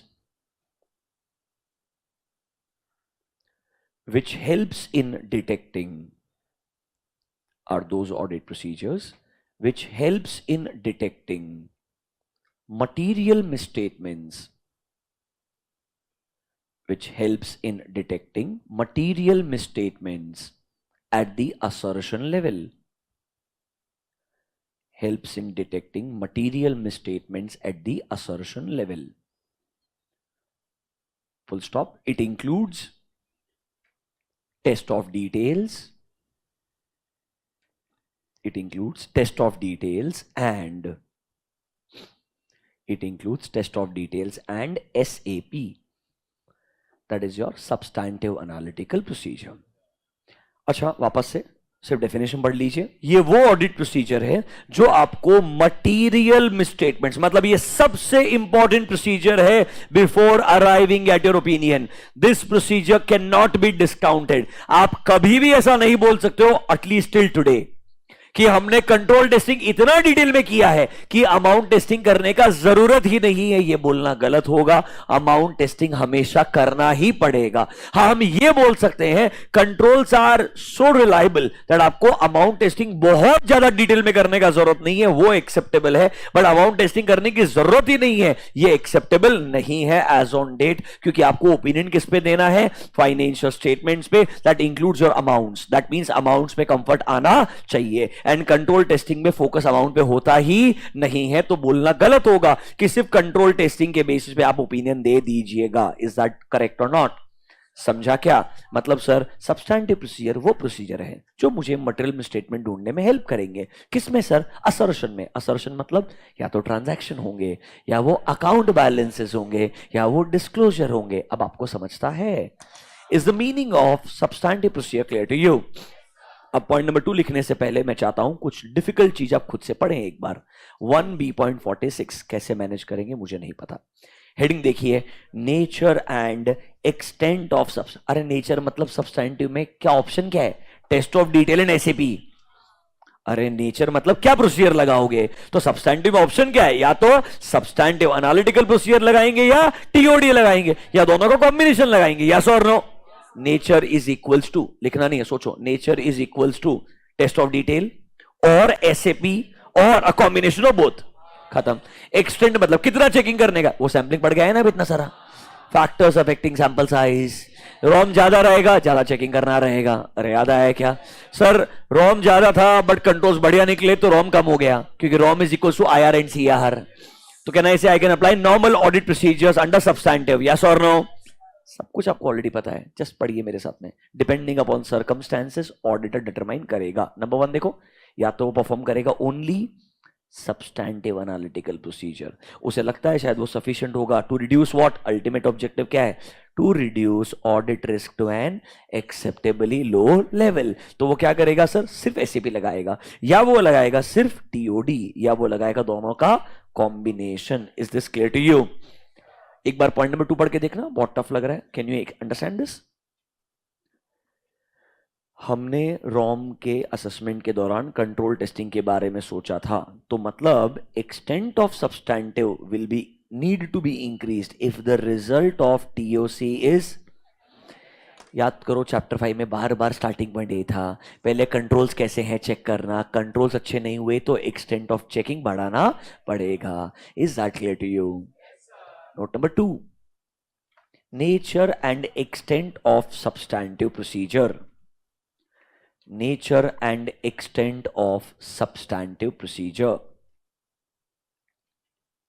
Nature and extent of substantive procedure. Under this, bullet point number 1. अब मैं वो नहीं लिखा रहा हूं डिपेंडिंग अपॉन द तो तुम समझ जाओगे ना. सर्कमस्टेंसेस के हिसाब से डिसाइड करेंगे कि सिर्फ एसएपी लगाना है, सिर्फ टीओडी लगाना है, दोनों का कॉम्बिनेशन. वो तो तब समझ जाओगे ना. सिर्फ कीवर्ड्स लिखा के क्लोज कर रहा हूं, चलेगा? अरे पक्का? Bullet point number 1, only SAP to reduce the audit risk to an acceptably low level. Only SAP to reduce the audit risk to an acceptably low level. To reduce the audit risk to an acceptably low level. Bullet point number 2, only test of details. Number 3, combination of SAP and test of details. Combination of SAP and test of details. ये नेचर वाला part हो गया. Is that clear to you? Bullet point number 4 एक और लिख दीजिए, ये आपका एक्सटेंट है. This is about extent. Extent करके डैश करके लिखो. Bullet point number 4, extent dash करके लिखो. The conclusion of compliance procedure. The conclusion of compliance procedure helps in determining. The conclusion of compliance procedure helps in determining nature, timing and extent of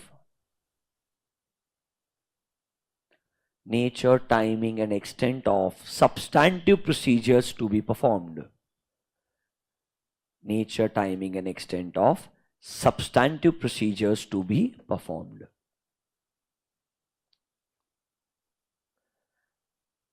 Full stop. For example, if internal controls at an assertion level are not reliable if internal controls at an assertion level are not reliable, then the extent of substantive procedure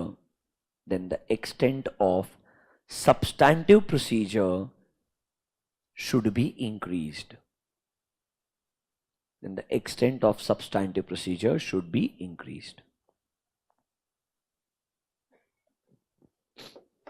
Do you understand this?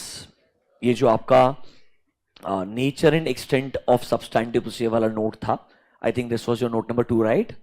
Mark this as very very important. अच्छा question आ सकता है. देखो बच्चों, 330 ना honestly vocally आपके syllabus में था ही नहीं. पहली बार 330 को आईसीआई ने मॉड्यूल में लिखा है. इसके पहले वो क्या करता था, 330 हेडिंग नहीं लिखता था, थोड़ा टेस्ट ऑफ कंट्रोल क्या होता है, थोड़ा सब्सटैंटिव प्रोसीजर क्या होता है, इंट्रोडक्शन लिखता था. पहली बार पूरा 330 उन्होंने बेयर एसे से उठाया and as it is sequence में लिखा. इसीलिए मैंने आपको एकदम डिटेल में 330 के बारे में आपको क्या क्या आना चाहिए सब कुछ पढ़ाया. ऑनेस्टली स्पीकिंग, क्वेश्चन या तो टेस्ट ऑफ कंट्रोल के नेचर एंड एक्सटेंट पे आना चाहिए. किधर आना चाहिए? टेस्ट ऑफ कंट्रोल के नेचर एंड एक्सटेंट पे, या फिर सब्सटैंटिव प्रोसीजर के नेचर एंड एक्सटेंट के ऊपर. इन दोनों में से कहीं ना कहीं एक मेरे को क्वेश्चन लगता है जो पहले 1-2 अटेम्प्ट में पूछा जाएगा. अगर वो आया तो कोई दिक्कत नहीं है. आज तक जब ये 330 सिलेबस में नहीं था, फिर भी एक चीज आपके सिलेबस में थी जो एक्चुअली में रेलेवेंट बहुत कम हो गई है, बट स्टिल उस पे क्वेश्चन आईसीआई ने ना 1-2 बार पहले पूछा है. मेरे को लगता है गलती से भी अगर उनके पुराने क्वेश्चंस का लिस्ट हुआ और कॉपी पेस्ट हो गया तो ये क्वेश्चन आ सकता है. आज की तारीख में रेलेवेंस कम है, एक्सप्लेन करूंगा, बट स्टिल वो क्वेश्चन आपको पता होना चाहिए. तो 330 का जो मेजर डिस्कशन था एज सच वो खत्म हो गया है. एक स्पेसिफिक क्वेश्चन अलग से लिखवा रहा हूं, वो लिखिएगा. जो मेरे को लगता है वो रिपीट कर सकते हैं, करना चाहिए जरूर नहीं अगर आप मुझे पूछेंगे. लिखिए स्पेसिफिक क्वेश्चन. ये पॉइंट नंबर 6 बना दीजिएगा. Using audit evidence obtained in previous audits, using audit evidence obtained in previous audits,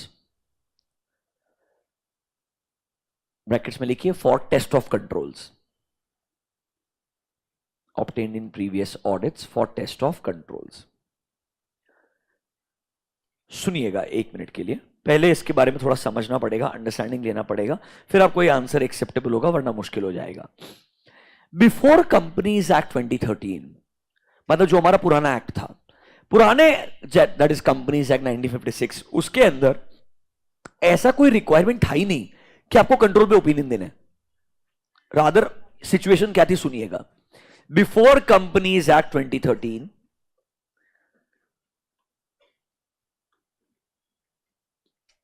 ऐसा मानते थे ऑडिटर को अपॉइंट किया है only and only on for financial statements. किसके लिए अपॉइंट किया है? Financial statements. उसे अगर कंट्रोल कंसीडर करना है तो वो कर सकता है, बट वो क्या नहीं दे सकता है? ओपिनियन नहीं दे सकता है. क्या नहीं दे सकता है? रादर ये सेम सिचुएशन आज भी एक ऐसे में है, जो ऐसे का रेलेवेंस अब खत्म हो जा चुका है क्योंकि कंपनीज एक्ट बदल चुका है, बट वो ऐसे आपके सिलेबस में इंक्लूड किया. जो अगला वाला रहेगा that is called as SA 265. उसके अंदर एक प्रॉब्लम है, आपको बताएंगे, आई विल एक्सप्लेन यू. वो ऐसे भी इस थॉट प्रोसेस से बनाया है unless required by law. Unless required by law. Situation ये है क्योंकि लॉ पहले बोलता था आपको ओपिनियन किस पे देना है? फाइनेंशियल स्टेटमेंट पे, ना कि कंट्रोल्स पे. तो कंट्रोल्स अगर आप कंसीडर करना चाहो तो कंसीडर कर सकते हो, बट रिमेंबर आपने कभी भी कंट्रोल पे ओपिनियन देना नहीं है. ओपिनियन सिर्फ किस पे देना है? फाइनेंशियल स्टेटमेंट्स पे. 265 में भी बोला था कि भाई तेरे को कंट्रोल पे ओपिनियन नहीं देने का है. 200 में भी बोला था do not comment upon how management runs a business.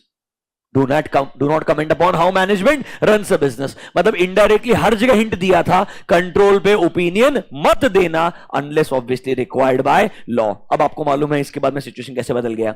We have 143 subsection 3 clause number आए. इसके लिए गाइडेंस नोट भी आ गया कि नहीं आ गया? कहना इसे अब हमें मेजॉरिटी कंपनीज के केस में, स्मॉलर प्राइवेट लिमिटेड छोड़ दो, तो मेजॉरिटी कंपनीज के केस में क्या IFCs which are relevant for financial reporting उन पे ओपिनियन देना होता है? तो ऑब्वियसली उनको चेक भी करना पड़ेगा ना यार। तो अब सिचुएशन बदल गई है। पहले जब ये सिचुएशन थी तो क्या होता था, हम सारे कंट्रोल हर साल चेक ही नहीं करते थे। क्यों चेक नहीं करते थे? क्योंकि रिक्वायरमेंट ही नहीं था। हमें ओपिनियन किस पे देना था? फाइनेंशियल स्टेटमेंट के ऊपर। तो हम क्या करते थे, कंपनी में लिस्ट बनाया सारे कंट्रोल्स का। Let's say there are 15 important controls related to financial reporting. 15 control है। पहली बार ऑडिट कर रहे हो, सारे कंट्रोल समझने पड़ेंगे क्योंकि इनिशियल ऑडिट एंगेजमेंट है, रिस्क ज्यादा होता है। पहली बार सबके सब समझोगे। अगली बार, that is the next year, you will not check all 15 controls. आप क्या करते थे? रोटेशन ऑफ एम्फोसिस करते थे। क्या करते थे? Rotation of emphasis. मतलब इस साल 5 चेक करेंगे, अगले साल बचे हुए 5 चेक करेंगे, उसके अगले साल बचे हुए 5। मतलब वंस इन 3 इयर्स सारे कंट्रोल चेक होने चाहिए। वंस इन 3 इयर्स सारे कंट्रोल चेक होने चाहिए। क्योंकि सर कंट्रोल पे ओपिनियन देना ही नहीं था। अरे हाँ या ना? तो सर तब ये हेडिंग रेलेवेंट थी। कौन सी हेडिंग? जो आपने अभी लिखी है, पढ़ के देखो। हमने प्रीवियस ऑडिट में एविडेंस ऑब्टेन किया, क्या वो मैं अभी भी कंटिन्यू करके रिलाय कर सकता हूं क्या? मतलब इस साल एविडेंस ऑब्टेन नहीं किया है, ऑडिट एविडेंस कब ऑब्टेन किया है? प्रीवियस ऑडिट में। पर मुझे लग रहा है उसको मैं रिलाय करते हुए कंटिन्यू कर सकता हूं। क्यों ऐसा? क्योंकि तब ओपिनियन देना जरूरी ही नहीं था। तब वो क्या बोलते थे, सुनिएगा मेरा बात, कि भाई कंट्रोल हर साल तो बदलता नहीं है। कंट्रोल हर साल तो बदलता नहीं है। तो एक काम करो, आप अगर चाहो तो प्रीवियस ऑडिट्स में जो आपने कंट्रोल टेस्टिंग किया था वो सेम एविडेंसेस को यूज कर लेना इस साल भी। बस कुछ चीजों का ध्यान रखना। सबसे पहले कंट्रोल एनवायरनमेंट में कुछ मेजर बदलाव नहीं आना चाहिए। दूसरा चीज, जनरल आईटी कंट्रोल इजीली बदलने नहीं चाहिए। अरे मतलब बेसिकली आपको पूछ रहा था कि कंट्रोल्स में मैनेजमेंट से इंक्वायरी कर लेना, कुछ मेजर चेंजेस तो नहीं है ना। वो ही चीज लिखेगा और बोलेगा अगर कोई मेजर चेंजेस नहीं था तो प्रीवियस ईयर के जो एविडेंसेस थे क्या मैं उनको यूज कर सकता हूं? Yes, it was allowed. It is still allowed if you ask me for smaller private limiteds. For bigger companies जब मुझे ओपिनियन देना होता है तो मुझे शायद वो हर साल कंट्रोल्स को अब आज की तारीख में क्या करना पड़ेगा? समझना ही पड़ेगा। हाँ मैं मानता हूं, मैं डिटेल में सारे कंट्रोल्स को आज भी कंप्लीटली चेक नहीं कर पाऊंगा बिकॉज कंपनी में बहुत सारे कंट्रोल्स हो सकते हैं। But remember all those controls which are highly important for financial reporting, वो मैंने समझने जरूर चाहिए। और अगर हो सके तो मैंने प्रीवियस ईयर में चेक किया है तो मैनेजमेंट से पूछना चाहिए उसमें कोई मेजर चेंजेस है या नहीं। ये अंडरस्टैंडिंग ऑब्टेन करना, फिर ही ओपिनियन देना। Is this clear to you? थोड़ा समझ में आया क्या? पक्का? बिफोर सिचुएशन, आज का सिचुएशन दोनों समझा? Very nice. मस्त 3:10 का टाइम हुआ है। अगले 15-20 मिनट टफ होने वाले हैं। जैसे ही 3:30 खत्म हो जाएगा, आई एम श्योर 3:30 हो जाएगा, आपका शक्ल थोड़ा ठीक हो जाएगा एंड हमारा एक नया ऐसे की तरफ शुरुआत होगा। तब तक मैं आपको कुछ लिखवा देता हूं, इसी बहाने आप अवेक रहेंगे। नोटबुक में जाइए, under point number 6 write down a sentence.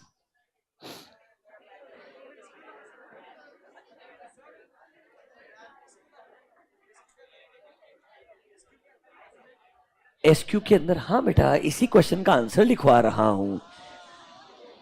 Point number 6 जो आपने हेडिंग लिखा है ना बच्चों, बस उसके अगली लाइन पे जो नीचे जगह दिख रही है ना, वहां लिखना शुरू कर दो। बस मतलब थोड़ा आसपास दिख रहा है ना तुमको, उधर लिखना शुरू करो। वाइल डिटरमाइनिंग, वेरी नाइस, लिखिए। While determining that whether it is appropriate to use, while determining that whether it is appropriate to use audit evidence about operating effectiveness of controls, audit evidence about operating effectiveness of controls obtained in previous years, audit evidence about, चलो ठीक है, अच्छा, audit evidence about operating effectiveness of controls, यहां तक पहुंच जाओ।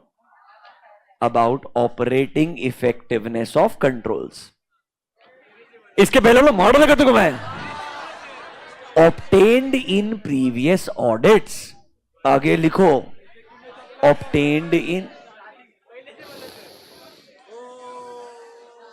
obtained in previous audits, comma, auditor should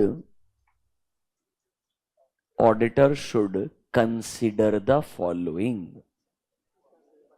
तुम यहीं से शुरुआत कर लेना, कोई दिक्कत नहीं है. Auditor should consider the following. वो सेंटेंस क्यों लिखवाया समझाता हूं. हालांकि 3:15 ट्राई करना भी गलत है, बट स्टिल फिर भी ट्राई करता हूं. मतलब मेरा तो काम है एफर्ट डालने का. आपने जब हेडिंग लिखा तो बोला using audit evidences obtained in previous audit. अब ऑडिट एविडेंस तो मैं कंट्रोल टेस्टिंग में भी ऑब्टेन करता हूं, अमाउंट टेस्टिंग में भी ऑब्टेन करता हूं.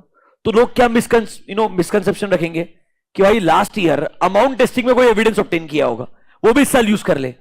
नहीं, this concept is not about amount testing, this concept is about control testing. इसीलिए सेंटेंस के ब्रैकेट्स में टेस्ट ऑफ कंट्रोल लिखवाया था और वापस सेंटेंस में ये लिखवाया कि भाई जब ऑडिटर ये सोच रहा है कि ऑडिट एविडेंसेस यूज कर लूं जो मैंने ऑब्टेन किए थे रिगार्डिंग ऑपरेटिंग इफेक्टिवनेस, और मैंने ऑब्टेन कब किए थे, प्रीवियस ऑडिट्स के अंदर ऑब्टेन किए थे. मतलब when I am thinking I have tested the controls in previous audits, I had obtained evidences, I want to use them in the current year. Before I make this decision, I should consider the following. ये चीजें अगर मैं consider करता हूं तो ही मैं decide कर सकता हूं कि प्रीवियस ऑडिट्स के एविडेंसेस यूज कर सकते हैं या नहीं. Right down consider the following में factor number 1, the effectiveness of general IT controls. Factor number 1, effectiveness of general IT controls. Number 2, effectiveness of other elements of internal controls. Effectiveness of other elements of internal controls such as other elements of internal controls such as control environment, comma, entities risk assessment process, control environment, comma, entities risk assessment process, comma, monitoring process, etc. monitoring process, etc. Bullet point number 3, that is factor number 3, the risk arising from characteristics of control. Number 3, risk arising from characteristics of control, that is whether automated or manual. That is whether automated or manual. Number 4, other factors such as, number 4, other factors such as changes in personnel responsible for controls, changes in personnel responsible for controls, comma, deviations identified in those controls during previous audit, deviations identified in those controls during previous audit, etc.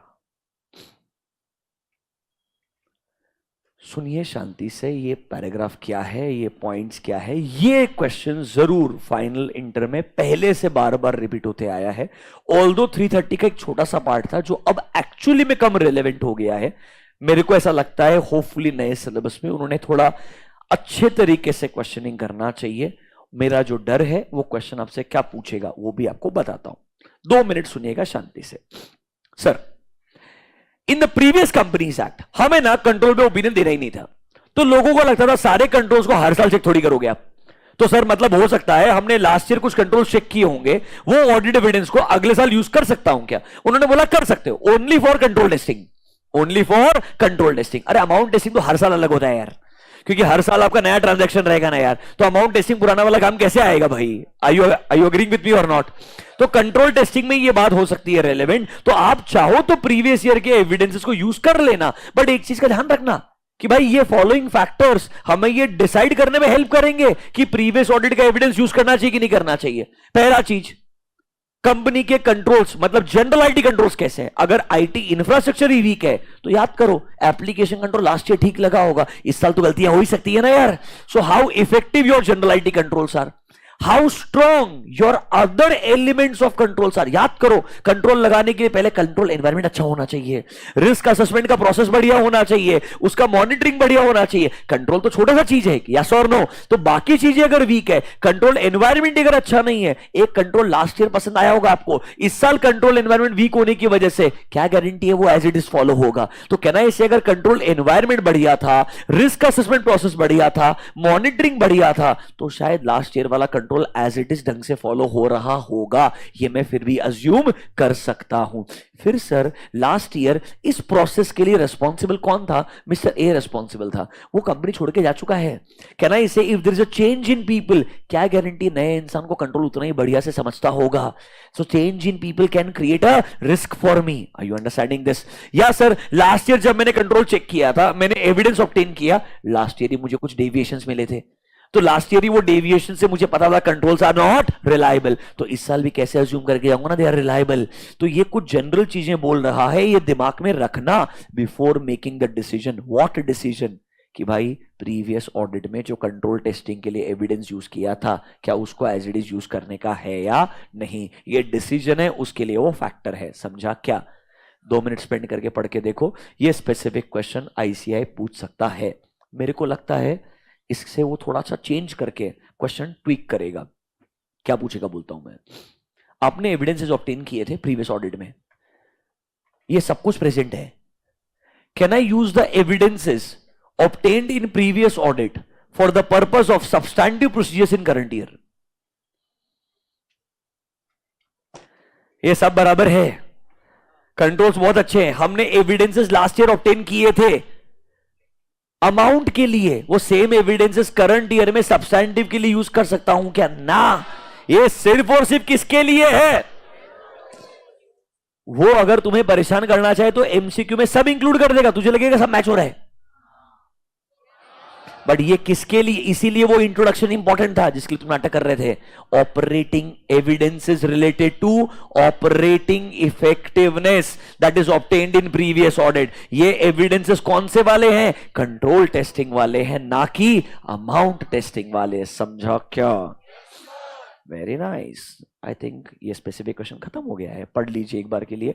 If you are comfortable we will go next.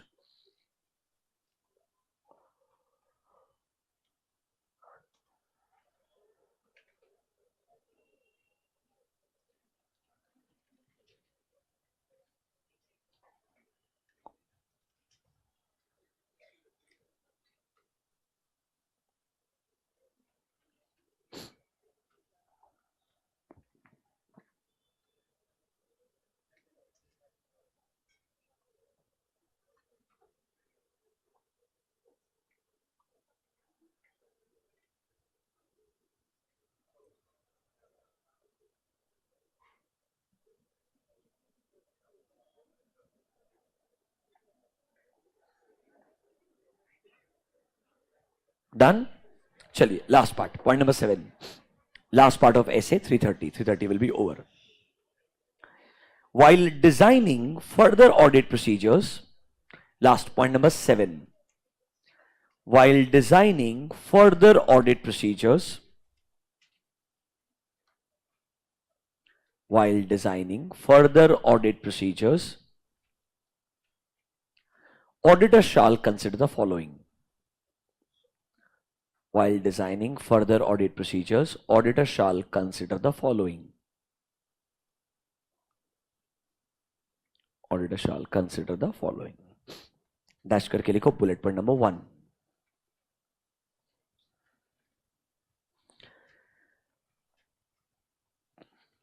Outcome of ROM assessment.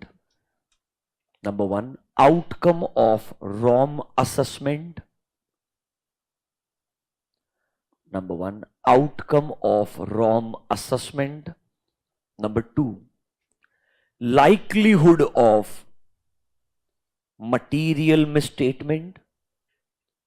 Number 2, likelihood of material misstatement. Number 3, whether auditor intends to rely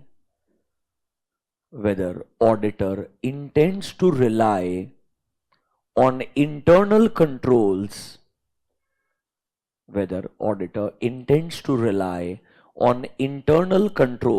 for respective assertions,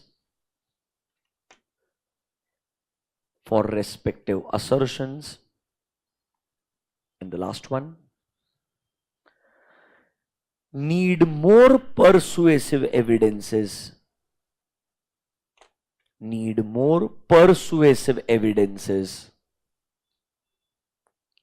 when auditor's assessment of ROM is high. Need more persuasive evidences when auditor's assessment of ROM is high. 2 minute सुन लीजिए. This is very simple. This was taught to you under audit procedure diagram. आप heading पढ़िए, आपने क्या लिखा है. हम design कर रहे हैं फर्दर ऑडिट प्रोसीजर. क्या डिजाइन कर रहे हैं सर? फर्दर ऑडिट प्रोसीजर मतलब कैन आई से मेरे ऑडिट प्रोसीजर डायग्राम में फर्दर ऑडिट प्रोसीजर से पहले हमने क्या लगाया है? Risk assessment. कैन आई से इसका जो आउटकम रहेगा उसके हिसाब से डिसाइड करोगे ना फर्दर ऑडिट प्रोसीजर कितना लगाना है. तो सिंपल है, आपका रिस्क असेसमेंट का आउटकम क्या आया? आपको क्या लगता है क्या है, कितना चांसेस है कि ये रिस्क एक्चुअली मटेरियलाइज होगा? देखो, एक होता है there is a risk of material misstatement. दूसरा मैं बोलता हूं this risk is very high that there can be a material misstatement. Higher the risk, higher the chance of material misstatement. So कहना इसे ऑडिटर को भी ज्यादा काम करना पड़ेगा. क्या ऑडिटर कंट्रोल पे रिलाई करना चाहता है क्या? अगर हाँ तो कंप्लायंस प्रोसीजर लगाएगा. अगर कंट्रोल पे रिलाई करना चाहता ही नहीं है तो डायरेक्टली क्या लगाएगा? सब्सटैंटिव. बताया था मैंने आपको. कंपनी में अगर सिग्निफिकेंट रिस्क रहे हैं, प्रीवियस ईयर्स में फ्रॉड वगैरह हुए हैं, तो इस साल शायद मैं अज्यूम करूंगा कि कंपनी के कंट्रोल्स रिलायबल नहीं है. Can I say my intention is clear, I don't want to rely, I will directly start with detailed substantive. मतलब फर्दर ऑडिट प्रोसीजर कितना लगाना है ये डिसाइड करने के लिए पहला आपका रिस्क असेसमेंट होना चाहिए, उसका आउटकम आना चाहिए. तुम्हें कंट्रोल पे रिलाई करना है कि नहीं रिलाई करना है ये तुमने सोचना चाहिए. और तुमको अगर मालूम है किसी एरिया में रॉम ज्यादा है तो तुम्हें ज्यादा परसुएसिव एविडेंसेस लगेंगे, मतलब ज्यादा कन्विंसिंग एविडेंसेस लगेंगे. मतलब पहले से ही प्रिपेयर्ड रहना to perform detailed compliance and substantive. खत्म हो गया. This marks the end of SA 330. सिर्फ एक चीज अगर चाहो तो जाके रिवाइज कर सकते हो तुम्हारे अंडरस्टैंडिंग के लिए. Done, way done with 330. एक चीज चाहो तो जो मैंने सेंटेंस बोला आपको सही में बहुत क्लैरिटी आएगा अगर आप एक स्टेप फॉलो कर लोगे. Go to your auditor's diagram. अरे go to your auditor's diagram.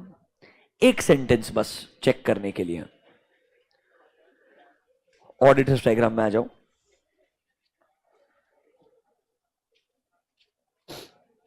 In your audit risk come to control risk. Control risk में हमने असेसमेंट ऑफ कंट्रोल रिस्क पढ़ा था. उसमें प्रिलिमिनरी असेसमेंट में हमने अभी जस्ट डिस्कस किया when it is low what we do. बराबर है कि नहीं है? Read when the preliminary assessment is high.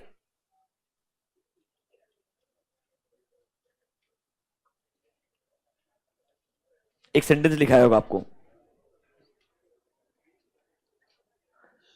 ये सेंटेंस यहां लिखाया होगा आपको नोटबुक के अंदर. क्या सेंटेंस लिखाया था यहां पे? अगर मैं स्टार्टिंग से ही अज्यूम कर रहा हूं कंट्रोल रिस्क इज हाई, मतलब I don't want to rely on controls. ऐसा बहुत रेयरली होता है. This will happen in extremely rare circumstances. और यहां पे ऑडिटर डायरेक्टली क्या प्लान करेगा? सब्सटैंटिव प्रोसीजर्स मतलब जब मैं फर्दर ऑडिट प्रोसीजर लगा रहा हूं, I should ask myself, क्या मैं एक्चुअली पे कंट्रोल पे रिलाई करना भी चाहता हूं या बिल्कुल रिलाई नहीं करना चाहता हूं. If I want to rely, only then I will go for compliance. If I don't want to rely, will I directly go to substantive? Yes, यही सेंटेंस आपको लिखाया. क्या ऑडिटर इंटेंडेड है टू रिलाई ऑन कंट्रोल्स और not? ये depend करता है company का सिचुएशन कैसा है. वापस से बार बार बोलता हूं, जब इतना एक्सट्रीम सिचुएशन बायजूस वाला था, नया ऑडिटर पहले साल ही अज्यूम करके अब नहीं जाएगा कि कंट्रोल्स बढ़िया हैं. वो बाय डिफॉल्ट अज्यूम करके जाएगा कुछ भी हो सकता है. Are you understanding this? Because of any fiasco or any deadlock in the management in previous years, अगर आप नए ऑडिटर है तो आप ये अज्यूम करेंगे कि कंट्रोल्स रिलायबल ही नहीं है, मैं डायरेक्टली किधर जाऊंगा? सब्सटैंटिव पे जाऊंगा. हालांकि ये परफॉर्म करना हर केस में शायद पॉसिबल भी नहीं होगा, तो बहुत सोच समझ के ऐसा एंगेजमेंट एक्सेप्ट करना चाहिए. अभी good. This marks the end of our discussion on SA 330.